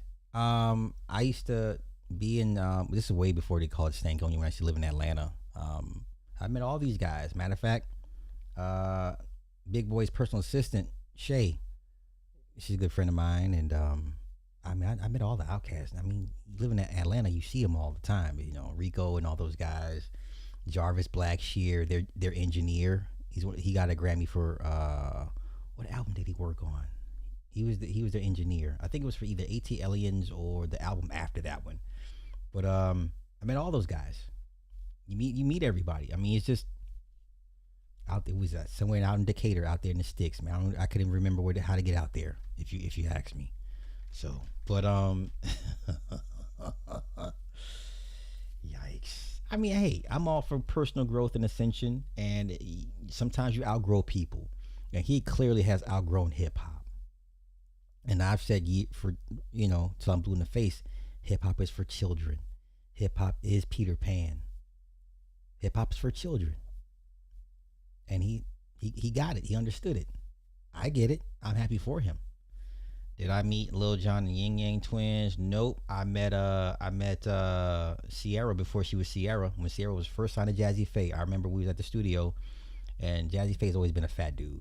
Respectfully, he's been a fat dude, and he brought Sierra. He had just signed her, and I remember the day he brought her into the studio. He's like, "Hey, this is my new artist, Sierra, y'all," and she was cool as shit. That's why I have nothing bad to say about that woman. I don't understand why Jason Black makes it his life's mission to talk bad about her and Russell, and their marriage was disgusting to me. But shit. I met Master P. I met Silk. I met more executives than I did artists, because once you understand who's who, you're like, I don't want to deal with the artists because they're children. It's like babysitting. I met way more execs.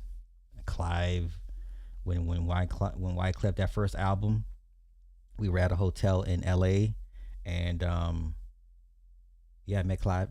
We had brunch. Matter of fact, we had a meeting at the same hotel, and this is when the Carnival had first dropped, and we were at an event at a hotel. Wyclef pulled up, and Clive was right behind him, and we were just all in the lobby, whatever. And he was like, "Hey, what y'all here for?" And we're like, "Oh, we're here for this and this and that." And he's like, "Oh, okay, what y'all?" And we just random conversation. He's like, "Hey, you guys free?" And we had brunch with them, and old man Clive was there. Shit, he was laughing, and, telling us little war stories and shit like that. That's why I ain't so quick to speak bad on these people, because if I had a good experience with you, there's no need for me to talk down upon you and kick dirt on your name. Now, if you screwed everybody else, I get it, but he ain't never screwed me. He never done me bad business. So I rarely have anything bad to say. Jermaine Dupri I don't like still to this day, off that whole Pootie Tang soundtrack shit that he, whatever. So I met everybody that I needed to meet. I'll just say that. Chad and Pharrell, before they were Neptunes, they were selling beats for like $500, because I remember we met Half a Mil, and rest in peace, he died, but they did that first single, Half a Mil first single. What's the name of that song? I don't know. Matter of fact, let me go look it up. Now you gotta remember, this was back in 2000, and right between 2000, 99, 2000s, when hip hop was like had that second golden era. I mean, we were everywhere, and everything was wide open if you were in the right number spaces. Met Swiss, met Juan Dean.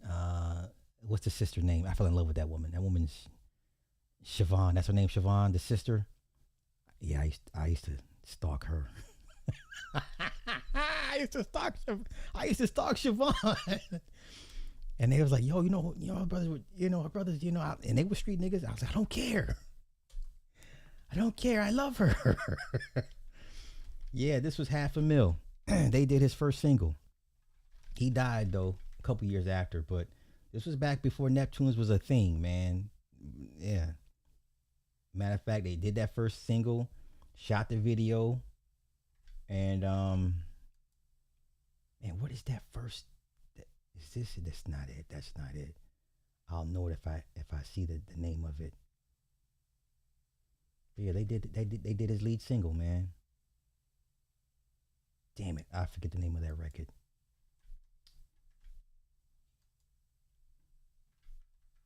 But that was him. Let me see, what was the first single? What was the first single? Yeah, Million. Some niggas, was that it? Nope. Any day could be your last day. Nope, that's not it. Some niggas gotta be one of these. It's gotta be one of these records. I'll know it if I hear that track. Okay, you know what? Let's go take a listen. I can tell you exactly what track they did just by listening to it.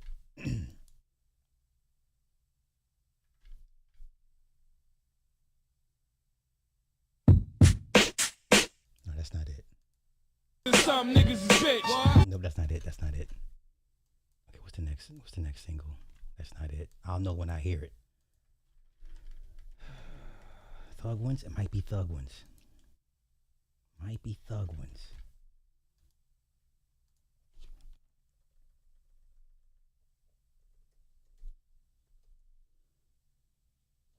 And then when you hear it, you'll see how far they've come along, Chad and Pharrell, in their production. Cause this shit sounds like some Casio shit, and you know. Neptunes, make them bounce. Make them bounce. This is it. Yeah, this is the track the Neptunes did. Make them bounce, shit. Make them bounce quick. What? Listen to how basic and simple this shit is. Back then, everybody had the Korg Triton. Everybody had the ASR 10. Everybody had the Trinity keyboards, and we were just all. You either had all three or one of those three. And everybody knew who was using what, because you could just listen to this. You kind of memorized certain sound banks, and you just knew off the top. Okay, that's an ASR. That's a Korg. That's a Triton. You know what I'm saying? It's simple, basic shit. Bounce shit. Make them bounce quick. What? Make them bounce shit. Make them bounce shit. But you can hear early influences though. You can hear them like, okay, this is them starting out Fuck on their them groove. bitches. Fuck them bitches. Fuck them niggas. Fuck them niggas. Fuck them bitches. Fuck them bitches. Yo, bitches bought my album while y'all flags are double. I do 3 songs. Should've just topped your budget. But you can You hear ain't it got though, no right? money like y'all big ass cream. I just wild out. Smash a little small ass team. I do 12 shows. Probably get 12. That shit still go hard. I can't front. It's basic as hell, but it still goes hard to this day. I don't know what he died from. He was young, man. I mean, he had a big ass record deal. But you could hear early Neptunes in them. Now listen to them now, it's like it's night and day. It's like, what were you guys doing? What? What do you want?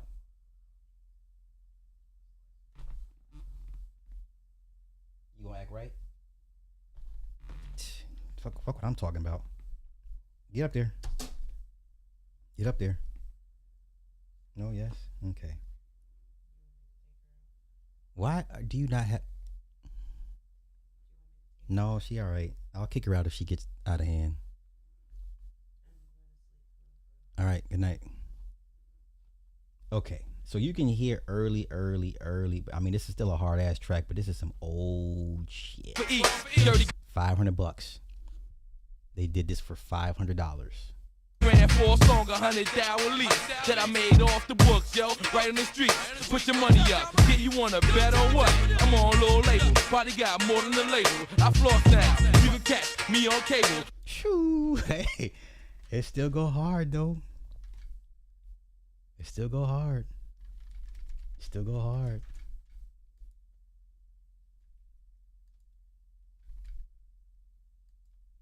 Okay, are we done with?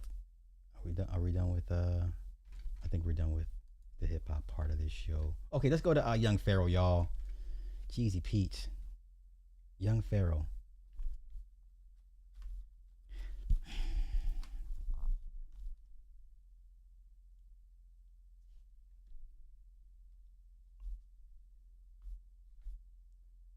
I had to clip her earlier today, and that was a fight. Ew, don't be cat sniffles. Ew. Duchess, that's nasty. Stop biting. Stop it. Be nice. Your little ass gonna fall on it. Get your ass up in there. Get it. Go. Get up in there.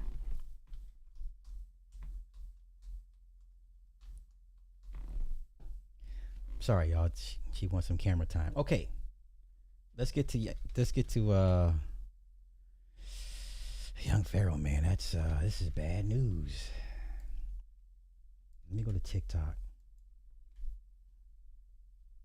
I mean, I knew he was down bad, but not like this. Like, this nigga's all fucking pretty much turned out. Let me see, young.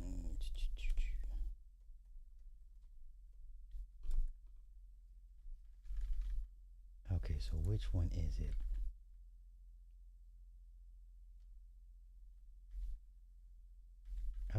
I would think he had bigger numbers. Okay, that's not it.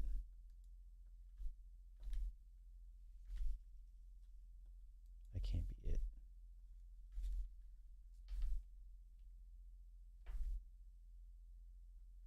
Okay, maybe this is it. I don't know. I can't tell. Oh, we're gonna find it, y'all. Hold on.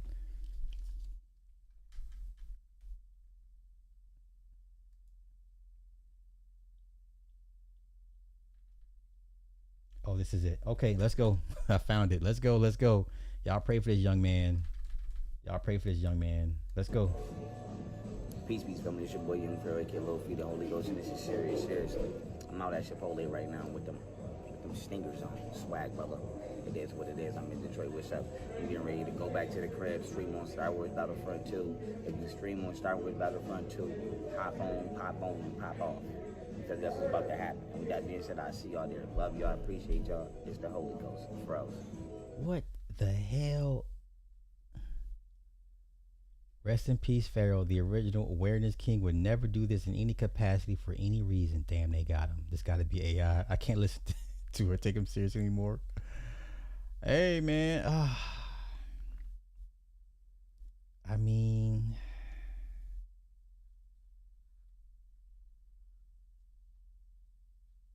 he trolling? Nah, I would hope not. Rashad Jamal wouldn't have wanted this. Are the industry conspiracy no longer conspiracies? This is so dystopian. What the fuck are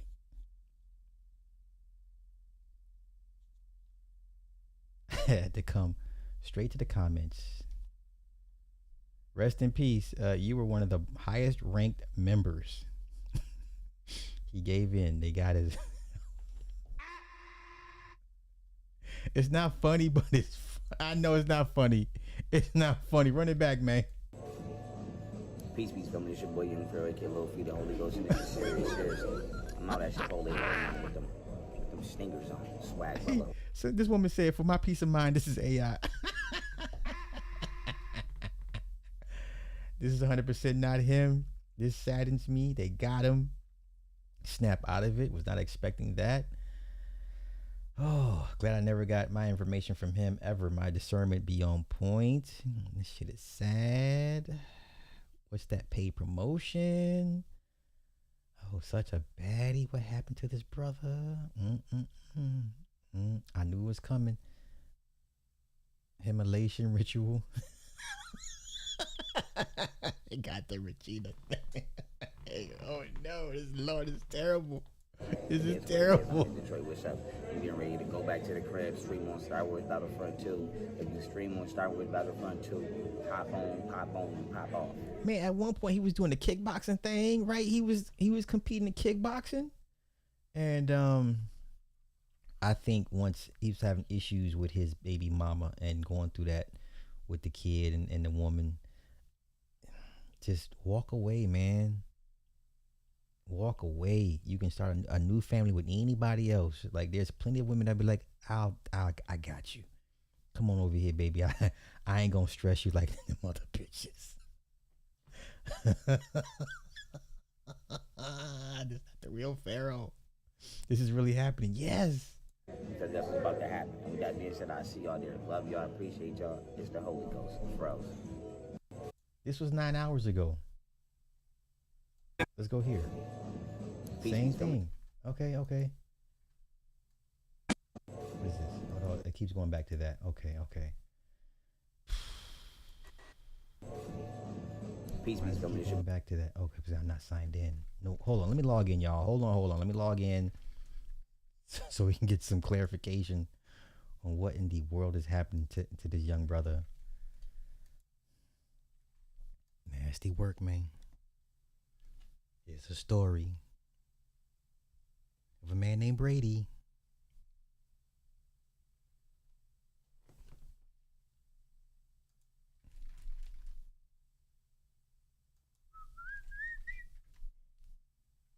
Let's go here. Let's see what happened here.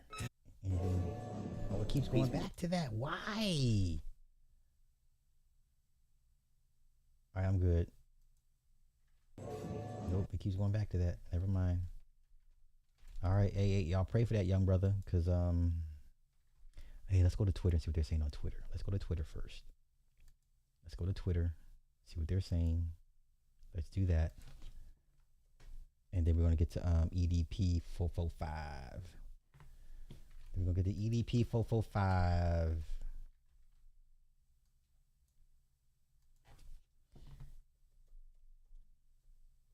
Young Pharaoh.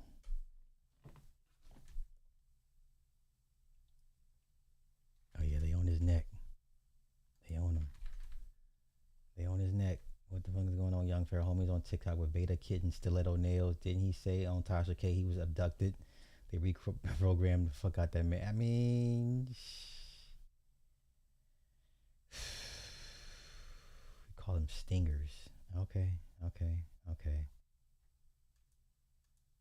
I don't know what he's going through. He's going through something. Oh, let's go here. I like this. Hold up. Oh, wait. Let me find that list. There's a list. Let me find the list.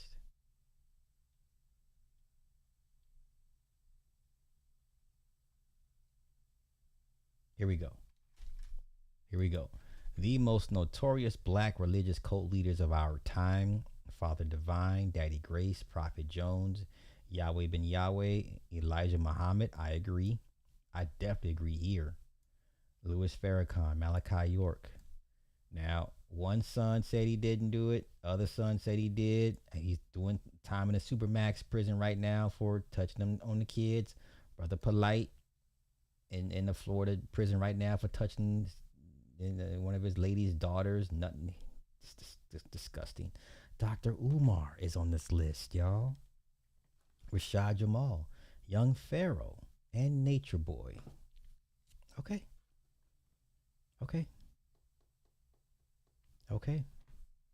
Y'all be careful out here, man. Y'all be careful. Okay. Let's go to EDP 445. Well, I'll cover as much of it as I can. Like I said, this thing is an hour and a half, and we're not going to go through the entire hour and a half. We'll go through enough.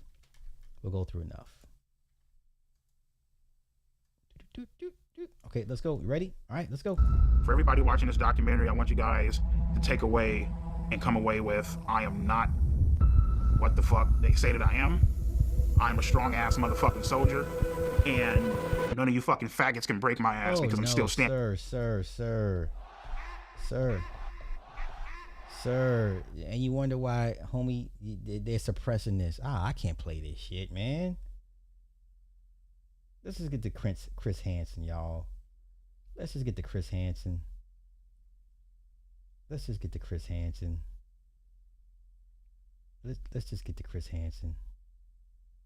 Yeah, I can't do this with y'all. Let's go.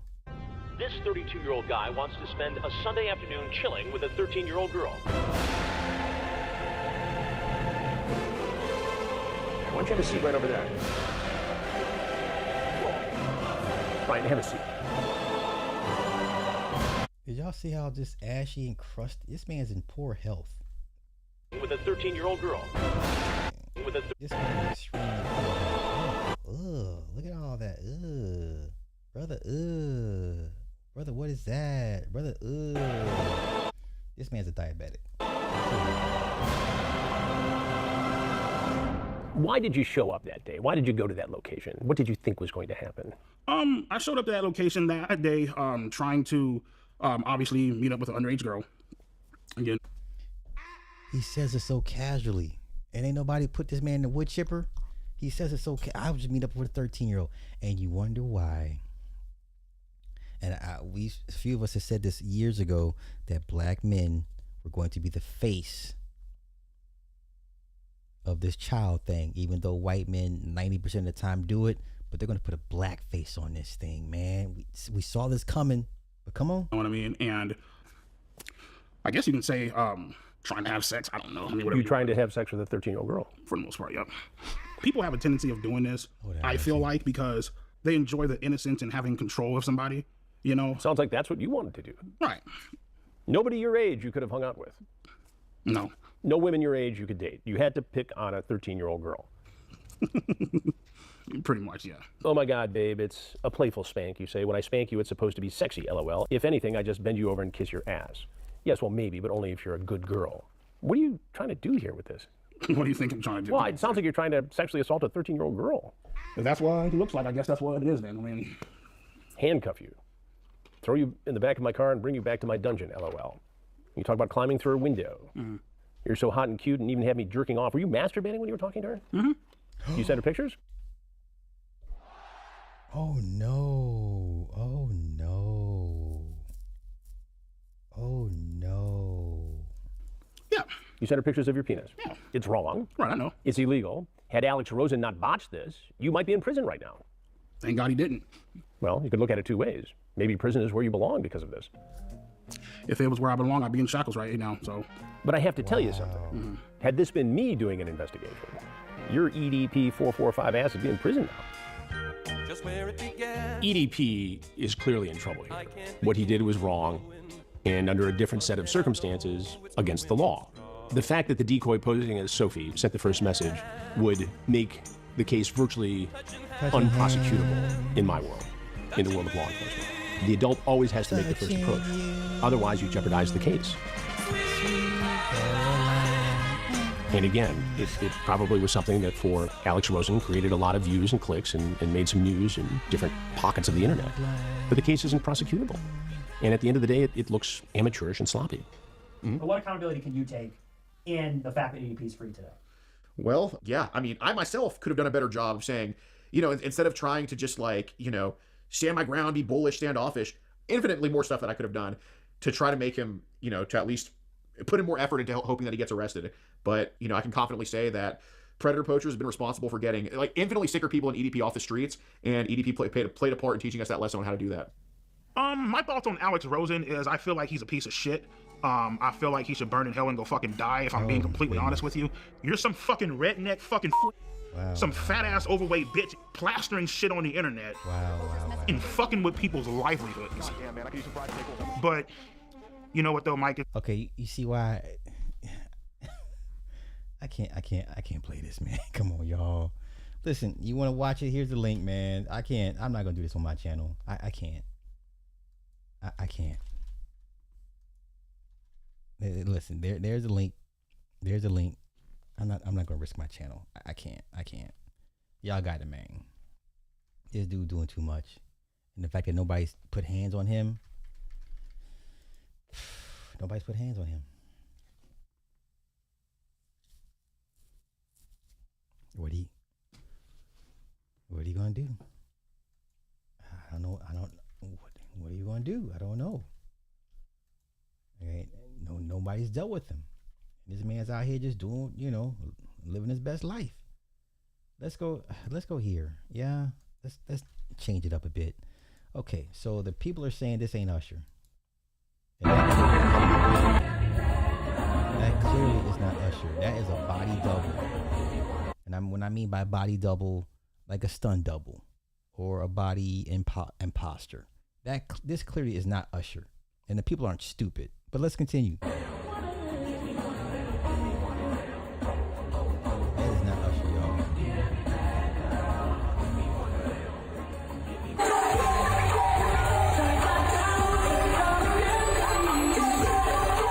Clearly not him. Okay, anywho, let's move on. Can I talk about the Texas weed sentencing? Don't smoke weed in Texas. They're taking it back to the 80s. Like, don't smoke weed in Texas. Y'all swear that y'all state's the best. Y'all swear Texas is the best fucking state in the world. Okay. I may cover it. I don't know. What is this? What clip is this? Oh, let's go here. Let's go here. So somebody paid a hoodoo worker, a hoodoo worker some money. Hoodoo worker didn't get paid their monies, and now she's spilling all the tea. Let's go here. Next time you get on live, I want you to tell them how you was talking to a married man. Tell them how you was talking to Cardi B husband. And you know they married. You old, young, nasty bitch. I'm 35 years old, and I would not talk to no married man. You on the phone sitting there talking to Offset because you want to be Cardi B. You need to go get your identity together. You don't even know who you are. I tried to help you find it. You don't know who you are. You're friends with nobody. You talk about the dude who you model with. Oh, I'm sick of him. He makes me wear my jewelry, my Cuban links. He wants pictures in my cars. I got to drive to 6 hotels to do 25,000 photos. And he's always playing that old stupid music. I don't want to hear Trina. I don't want to listen to Foxy Brown. I don't even know who that is. You talk about everybody. And then you was friends with Ari. How you friends with Ari? Moneybag was trying to talk to you when you was 17 years old. How you friends with Ari? And you be talking to G Herbo. I'm just trying to figure out why G Herbo when he got married. You talk to Tati. Calling, telling you loving her, you begging her, all this stuff. Y'all better leave me alone. Y'all better leave me alone. Go get Tati. Somebody better get on this phone right now. Because the contract is breached. I can say whatever I want to say. That's what somebody better call her. Don't call my phone no more unless you want to go to court. I'm going to say what I want to say, when I want to say, how I want to say it. Get the judge ready to go. I want to go to court. I want to go to court. I want to go to court. I want to talk. I got a lot to say. I got proof, evidence, witnesses. I can't make none of this shit up. And y'all, the record label, y'all got all the proof. I gave it to y'all on my cell phone. I downloaded it and y'all took it all and made me sign. Yeah, I want to go to court now, though, because y'all don't know how to do this right. And I tried to be out of respect because I was having relations with one of your attorneys. But because one of the attorneys want to sit here and play in my face and he's not doing anything about this contract being breached, I feel like you on their side. I got to do what's best for me. Y'all not finna try me on my daddy only child. And I ain't got to say allegedly a motherfucking thing. That's on spirits. And I'm gonna go to court and say the same thing. I don't have to say allegedly. Y'all are tripping. I am a spiritual advisor. I got gifts. I can prove. I done read over 1,000 people. I'm up over 20 celebrities read and over 65 celebrities facials and body scrubs. Baby, I got backing going on right now. I got celebrities calling me telling me you need me in court. I got a celebrity right now that sent me over $150,000 and they ready to go to court right now and testify on my behalf. So everybody just get your witnesses ready and get it ready. I need you to prove on my MET page fast and quick. In a hurry. I want an apology for lying on me. I need $100,000 minimum because you breached the contract. That's why I don't need it because I'm blackmailing you. So don't call me lying saying I said that. Let's clear this up. You have breached the contract and you're back sending drama my way. I'm stressed out today. I am out of fucking country on a book paid for a trip before this happened and you ruining my trip. I want the money back for pain and suffering. So this is pain and suffering. This isn't none of that. I am booked out of town. I was paid before this happened. I was paid before the lawyers called me. My flight and my hotel is paid. You are ruining a 3-day trip right now, and I need spiritual help. I got to go get cleansing from somebody else, and I'm going to get a receipt. I got to travel out of state to go get help, and I got to make some phone calls out of country. I'm going to get all the receipts, and I need all my money back. Jamie, can I ask you a question? What do you want? And you know you're going to send me my tip, right? Yeah. Okay, boo. Who gives these is now? You got to think about the gifts. You know I don't know how to do this. The Ari situation. What happened with I couldn't Ari? believe Tati, Shane Justin made Ari spray the perfume on Tati. That was so funny. I couldn't believe it. You sitting there talking to G Herbo, spraying that girl perfume and playing in her face. When she find out this, you grits. Wonder who you gonna model for now. Should have never got online telling my business. Yep. So just keep on telling my business. Go post another, get your bold ass on here and post another, what you posted. What there was a wire? Show it. Do another one. Keep on. You keep messing with me, I'm gonna keep messing with you. I'm not Miami T page. I'm bold, baby. I ain't gotta hide behind no camera. My name's Jamie Walker. Yeah. Jamie Jam Collection. Anything I do, I put my name on it. Yeah, we don't hide. I ain't got no all that right there, food flop, flippity shit. I don't play like that. My name Jamie, whatever, behind Jamie, yeah. Dolo Solo. They said what she said about. You know what? I'm disappointed. Wow, I don't even What we gonna do, y'all? What we gonna do as a people? I don't know. I had something, and I just lost my train of thought because I just so thrown off about what I just listened to. Okay, Oh, let's go here. Let's go here. They want to build a mosque in Japan, y'all. The Muslim Brotherhood wants to build a mosque in Japan. Let's go. Let's go. Let's go. Okay, so thousands gathered to protest the construction of the first mosque in Fujisawa, Japan. The proposed mosque would be significantly larger than the nearby Shinto shrine, this being viewed as an act of provocation. Wow. Muslim Brotherhood is for the takeover. Taking over for the 99-2000, y'all. Look at this. American of Salvadorian descent visiting Japan. Please protect your culture. Don't let them. Japan, Europe is under attack already. That's crazy. Oh, wait. Let's go look. Let's go look. Let's go look. Hold up.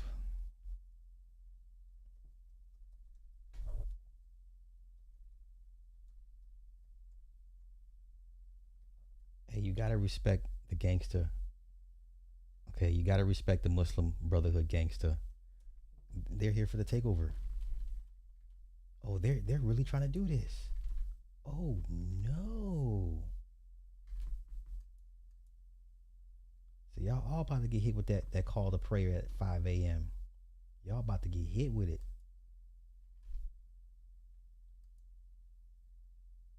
Y'all gonna wake up here now.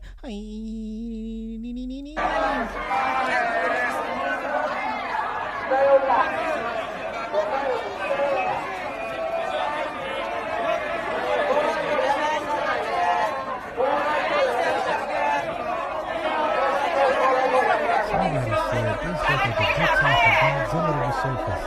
Oh no, they said not Godzilla to show up.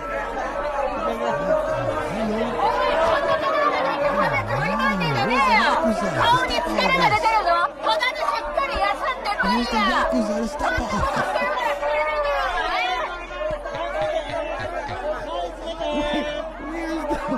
Where's the Yakuza to step on this man?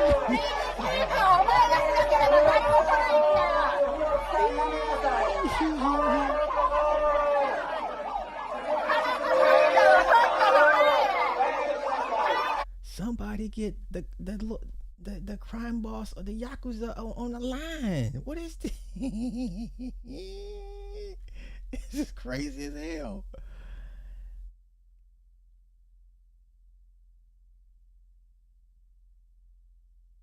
Hey, y'all, hey, somebody get on the line. What is this? For years, Japan worked hard to make Muslim visitors feel welcome. The message was clear. Come visit, spend your money, you're welcome here. But being a visitor and being a neighbor are not the same thing. Japan's Muslim population has grown rapidly in recent years, and so have the debates over mosques, burial plots, immigration, and what it means to belong. I'm Jeff Richards. This week on Japan Today Spotlight, a new question is emerging as Japan changes, and that is, what happens when those visitors become your neighbors? Japan has had a Muslim community for decades. It just wasn't very big. In the 1980s and 90s, a small number of Muslims came to Japan during the bubble economy, mostly from Pakistan, Bangladesh, and Iran, drawn by factory work and the promise of those Japanese wages. They were few enough that most Japanese people never really encountered them. That's changed. Just last year, between January and November, Japan welcomed about 560,000 visitors from Indonesia, 540,000 from Malaysia, and 240,000 from the Middle East. All of these primarily Muslim-majority countries, according to the Japan National Tourism Organization. For years, Japan's approach to its Muslim visitors was straightforward. Make them comfortable, make them spend. And it worked. To serve them, Japan invested in infrastructure. Prayer rooms went in at Haneda's International Terminal, at JR Tokyo. Well, y'all kind of did it to yourselves by being so accommodating and so welcoming. You did it to yourselves. It's kind of hard for me to feel bad, but it is what it is. You said there's a link. Let me see, what is this? Go to site. What is this shit? Okay, the largest non-Christian religion in every U.S. state. Yeah, it's pretty much what I thought it was. Okay, yeah, every state's largest religion, excluding Christianity. So yes, Islam is all over the place. I mean, it's kind of obvious. But yeah, man. Hey, listen, Sharia law is coming. Ladies, as much as I talk smack about putting y'all back in cages, these motherfuckers really gonna do it, okay? These motherfuckers are really going to put you in cages under Sharia law. They gonna beat y'all's asses. They gonna cut your hair. They gonna burn you with put cigarettes out on you. They gonna do y'all bad. They gonna do y'all hella bad. They gonna do y'all hella bad. And you know what? Most people, most men will be okay with it. That's your biggest concern. That's your biggest concern. And most men will be okay with it. All right, man. Okay. All right. Ain't no kicking them out. Kick them out where? They home. Shit. Ain't no kicking them out. They are home. In your backyard. When y'all hear that, at 5 in the morning, yeah, you know it's time. It's time for you to leave. Your time is up. It's time to leave. Okay. Anything else? Let me get up out of here. I got nothing else. I think I'm pretty much all done. Anything else? What is this? What is this? Nope, already covered that. Okay, cool. Oh, let's go here. Roger Craig, diagnosed with dementia. This is bad. Roger Craig, diagnosed with dementia.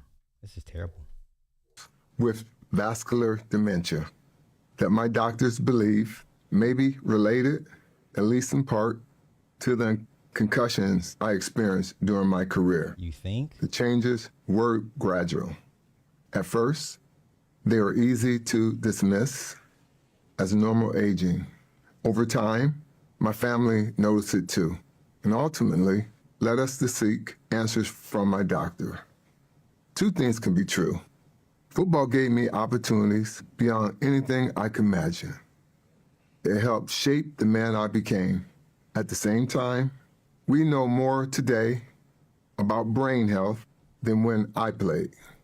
And I hope sharing my story encourages people to pay attention to their health and seek help when something doesn't feel right. I want people to know this diagnosis doesn't define me. I've been diagnosed. Damn.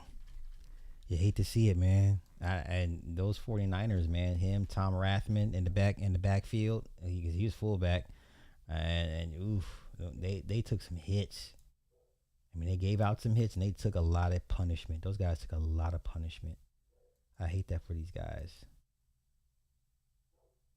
Yeah, I hate that for these guys. Let's go here. Right, this is black men's favorite subject. Another person, like, were there instances where you doing different stuff? Okay, yeah, I did some with females. Okay. I did like threesome stuff before. Okay. I did some when it was just me and like two guys. I never did like a huge, like a gangbang, like where there's like 12. I never did it like that. Okay. But I have did some things, like for instance, one big scene that people think degrade women or women of color. Are you comfortable saying what the company was? It's called Ghetto Gaggers. Okay. I could see it being humiliating for sure. Yeah. However, at that time, I needed the money. To me, that was some money for me, at least. It's funny you mentioned that, because I've heard of that when I was watching a video about like how porn should be basically banned in America, around the world, and they mentioned that name. And as you're speaking, when you said degrading black women, I was like, I feel like that's the name. Yeah, they should with a Caucasian other women too, though. But they do. Yeah, they have facial abuse, Latina abuse, blackonblackviolence.com, and they got ghetto gaggers. But all the men that made videos about the ghetto gaggers only focused on the black women, knowing damn well when you go to that site, it has all the other sites right on the header, on the home opening page. That we do them as well. All these other ethnic groups of women that they engage in this, but all the niggas all they worried about Keisha, and that's Okay, let's continue. Woman. Okay. You know? Okay. And you said you didn't feel like uncomfortable in those scenes. That have you only done it one time or multiple? I went there. They paid for everything, and I went there by myself. I didn't have nobody with me, and they treated me like it was like professional, like a professional ran business. Okay. They are a professional company, but yes, I guess what they portray is not so good. But they didn't treat me. They're not really racist. Mm-hmm. They may appear like they humiliate girls on camera, but that's the whole point of them to make their money, I guess. But and I see what it may look like. Oh, listen, this was back when Bang Bus was all over the place. It was Bang Bus, Ghetto Gaggers, not even Onion Booty, but you had the Barely Legals, you had the Illegal Mexican. It was 20 different sites, man, right? But on their main site, they had all, because they owned all those companies: Facial Abuse, Latina Abuse, Ghetto Gaggers, blackandblack.com. They were all on the opening page, and you can go click to either one that you wanted to see. So, but once again, those guys down the street were only focused on Keisha. Well, look what Keisha's doing. Yeah, but the white woman doing it too, the Asian and the Latina women, they all doing it. But Keisha was the problem. Okay. Right? You know, and then what they would do is they ruin that man's website. And because all they did was upload the Ghetto Gaggers videos and do a play-by-play. So you spent money to rip these videos with mainly just black women, not the other women, but you will watch these women get roughed up and roughhoused to make your point. And they ruined that man's website. This was before Homeboy did the shooting in New York that was also a member of the website. Brian Solange, his goofy ass, right? That weird incel, that ticking time bomb. When he bought it from Homeboy, I don't even know why the original owner sold it to a guy like Brian Solange to begin with. Why would you sell it to a guy like that? He hates women. He hates he hates women, but he really hates black women. But shit, okay. Okay, man. Okay, you know. Hey, man, I'm just here to give y'all information, and you make of it what thou wilt. Okay, let's go look at the Texas weed laws. I personally don't care. I don't smoke weed. So you got two options in Texas. Don't smoke weed or roll the dice and take your chances. That's how I look at it. I don't feel bad because motherfuckers talk about Texas like I'm like, okay, Texas, okay. Oh, you better hope Tallarico wins. How about that? Let's see here. Texas. Once again, I don't care about this stuff because I'm not a weed smoker. If it's that important to y'all y'all gonna risk y'all's freedom, then you get everything that comes to you. Okay, so let's go here.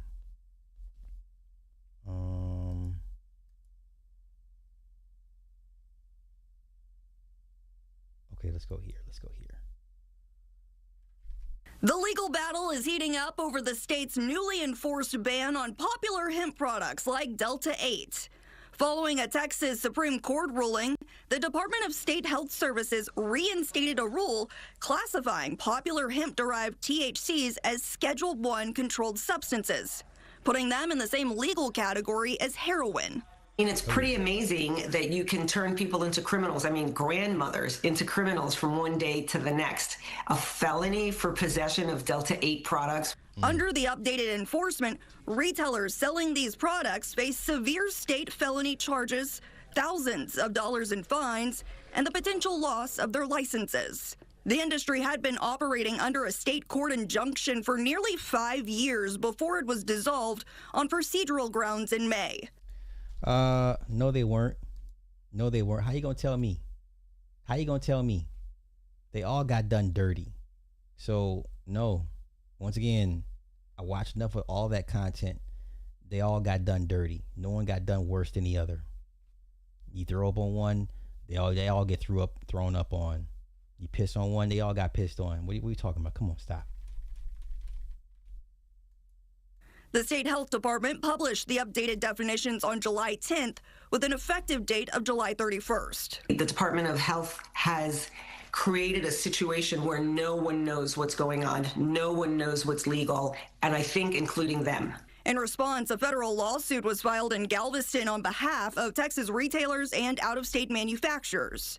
The suit claims the state's rule directly conflicts with the 2018 federal farm bill and Texas' own 2019 hemp legislation, which legalized products containing fewer than 0.3% Delta-9 THC. So, for example, they say Delta-8 and any other THCs that are not Delta-9, but they also allow that trace amounts are permitted, but they don't define what trace amounts are. Hemp advocates fear extreme economic impacts, while lawmakers like Senator Charles Perry argue that public health and preventing youth access outweigh that tax revenue. Wow. Okay, I personally don't care because I don't smoke. Let's go here. What did Talarico have to say? This should be interesting. Is insane. This legislature legalized hemp 6 years ago, but instead of regulating this booming industry in our state, we are now going backwards to the days of prohibition. This bill is not going to stop Texans from smoking weed or eating edibles just because a bunch of politicians in Austin tell them not to. Texans will still use THC, but instead of getting it safely from a local small business, they'll now get it from the black market, from the drug cartels. This ban is a... Hey, how's that war on the cartels going, y'all? Y'all's president told y'all they was going to send in all the special forces to eradicate all the cartel members. How's that going?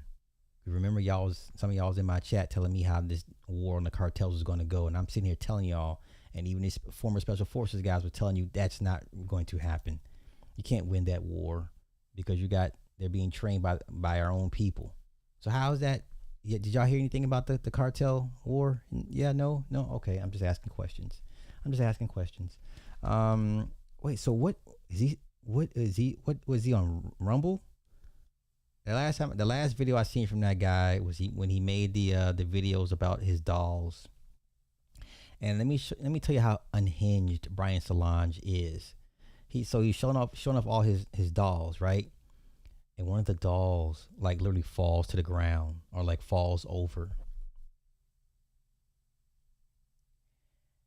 And guess what color the doll was that fell over?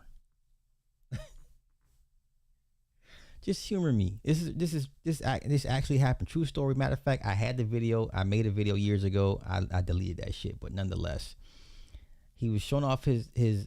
Was it an attic or I think it was in an attic, and he had all these dolls, and he was bragging on how much each one cost, and one of the dolls fell over. Guess what? Guess which color the doll was? He's on YouTube. No, the black one fell over. And he got upset and started cursing at the black doll. True story. True story. If you have that video, please let me know. Like he had an edited version where they had clothes on, and he had the unedited version where they're all, no clothes, and he was going through all the differences and the texture and the body parts and this and that and what he liked about this one. He had Russian names for this one. He had Japanese names for the other ones, and he had the black one. He had a black one named Keisha. But the black doll, when he was doing the pan to the left or the right, almost like on cue, the black doll fell over, and he cursed at that black doll. I said, this man is unhinged. This man is unhinged. This man's a ticking time bomb. True story. True story. Uh-oh. A couple feds got knocked off. See? Hey, man, I'm here for it. To the cartels. We are now telling full-grown adults how to live their lives. This is the nanny state at its worst. This is big government at its worst. I thought the Republican Party believed in limited government and personal responsibility. I thought the Republican Party believed in liberty and freedom. What gives us the right to tell an adult what to do on their own time? We are now about to throw Texans in jail for seeking relief that's safer than alcohol and less addictive than tobacco. Okay, I'm gonna leave it there. So they got early predictions that Tallarico is in the lead, but I don't think he's gonna be able to pull it off. I think Texans, just to spite their face, will cut off their nose and vote in Ken Paxton. So let me go see what the early predictions are right now. Let me see. Hold up. Wait. Tallarico. Wait, girl. I know you want some attention. I know. Tallarico versus Paxton. Early predictions. Come here. You sleepy? Come here. I know you're sleepy. Come here. Come on. I know you're sleepy. So as of right now, early predictions, they got Tallarico narrowly leading Ken Paxton. We got 90 days, y'all. 90 days. A lot can happen in 90 days. Ain't that right? Yeah. Seen here in Texas is reflecting the competitiveness of the race. Recent polls show James Tallarico holding a narrow lead in his bid to become the first Democrat elected to the U.S. Senate from Texas in more than 30 years. There is something happening in Texas. I can feel it in the air. Within the past month, polls from Fox News, Texas Public Opinion Research, and Texas Southern University all show Tallarico leading Republican Ken Paxton by 5 points or fewer. Josh Blank with the Texas Politics Project says Tallarico is polling better right now than Beto O'Rourke did at this point in 2018. The Beto only lost by 2.5 percentage points. We should expect this to be a really competitive race. In each of the three surveys, Tallarico only surpassed the 50% mark one time. Paxton hasn't reached the 50% mark in any of them, but he's said he expects a hard-fought race come November. Without a shadow of a doubt, I will be the Democrats' #1 target in November. But Blank says Tallarico's supporters have reason to feel encouraged seeing his name leading these polls. And as we see that consistently, it makes it more likely that that is actually a true reflection of the... Okay, we got 90 days. We got 90 days. Come here. You done? What are you doing? What are we doing? All right, let's lay down. I know. Okay, she wants her time. Let me get out of here, y'all. I still got coursework to do. Thank y'all as per usual for coming through and hanging out with me, letting me run my mouth. So I will catch y'all tomorrow. All right, y'all enjoy the rest of y'all's night, and I will try to do the same.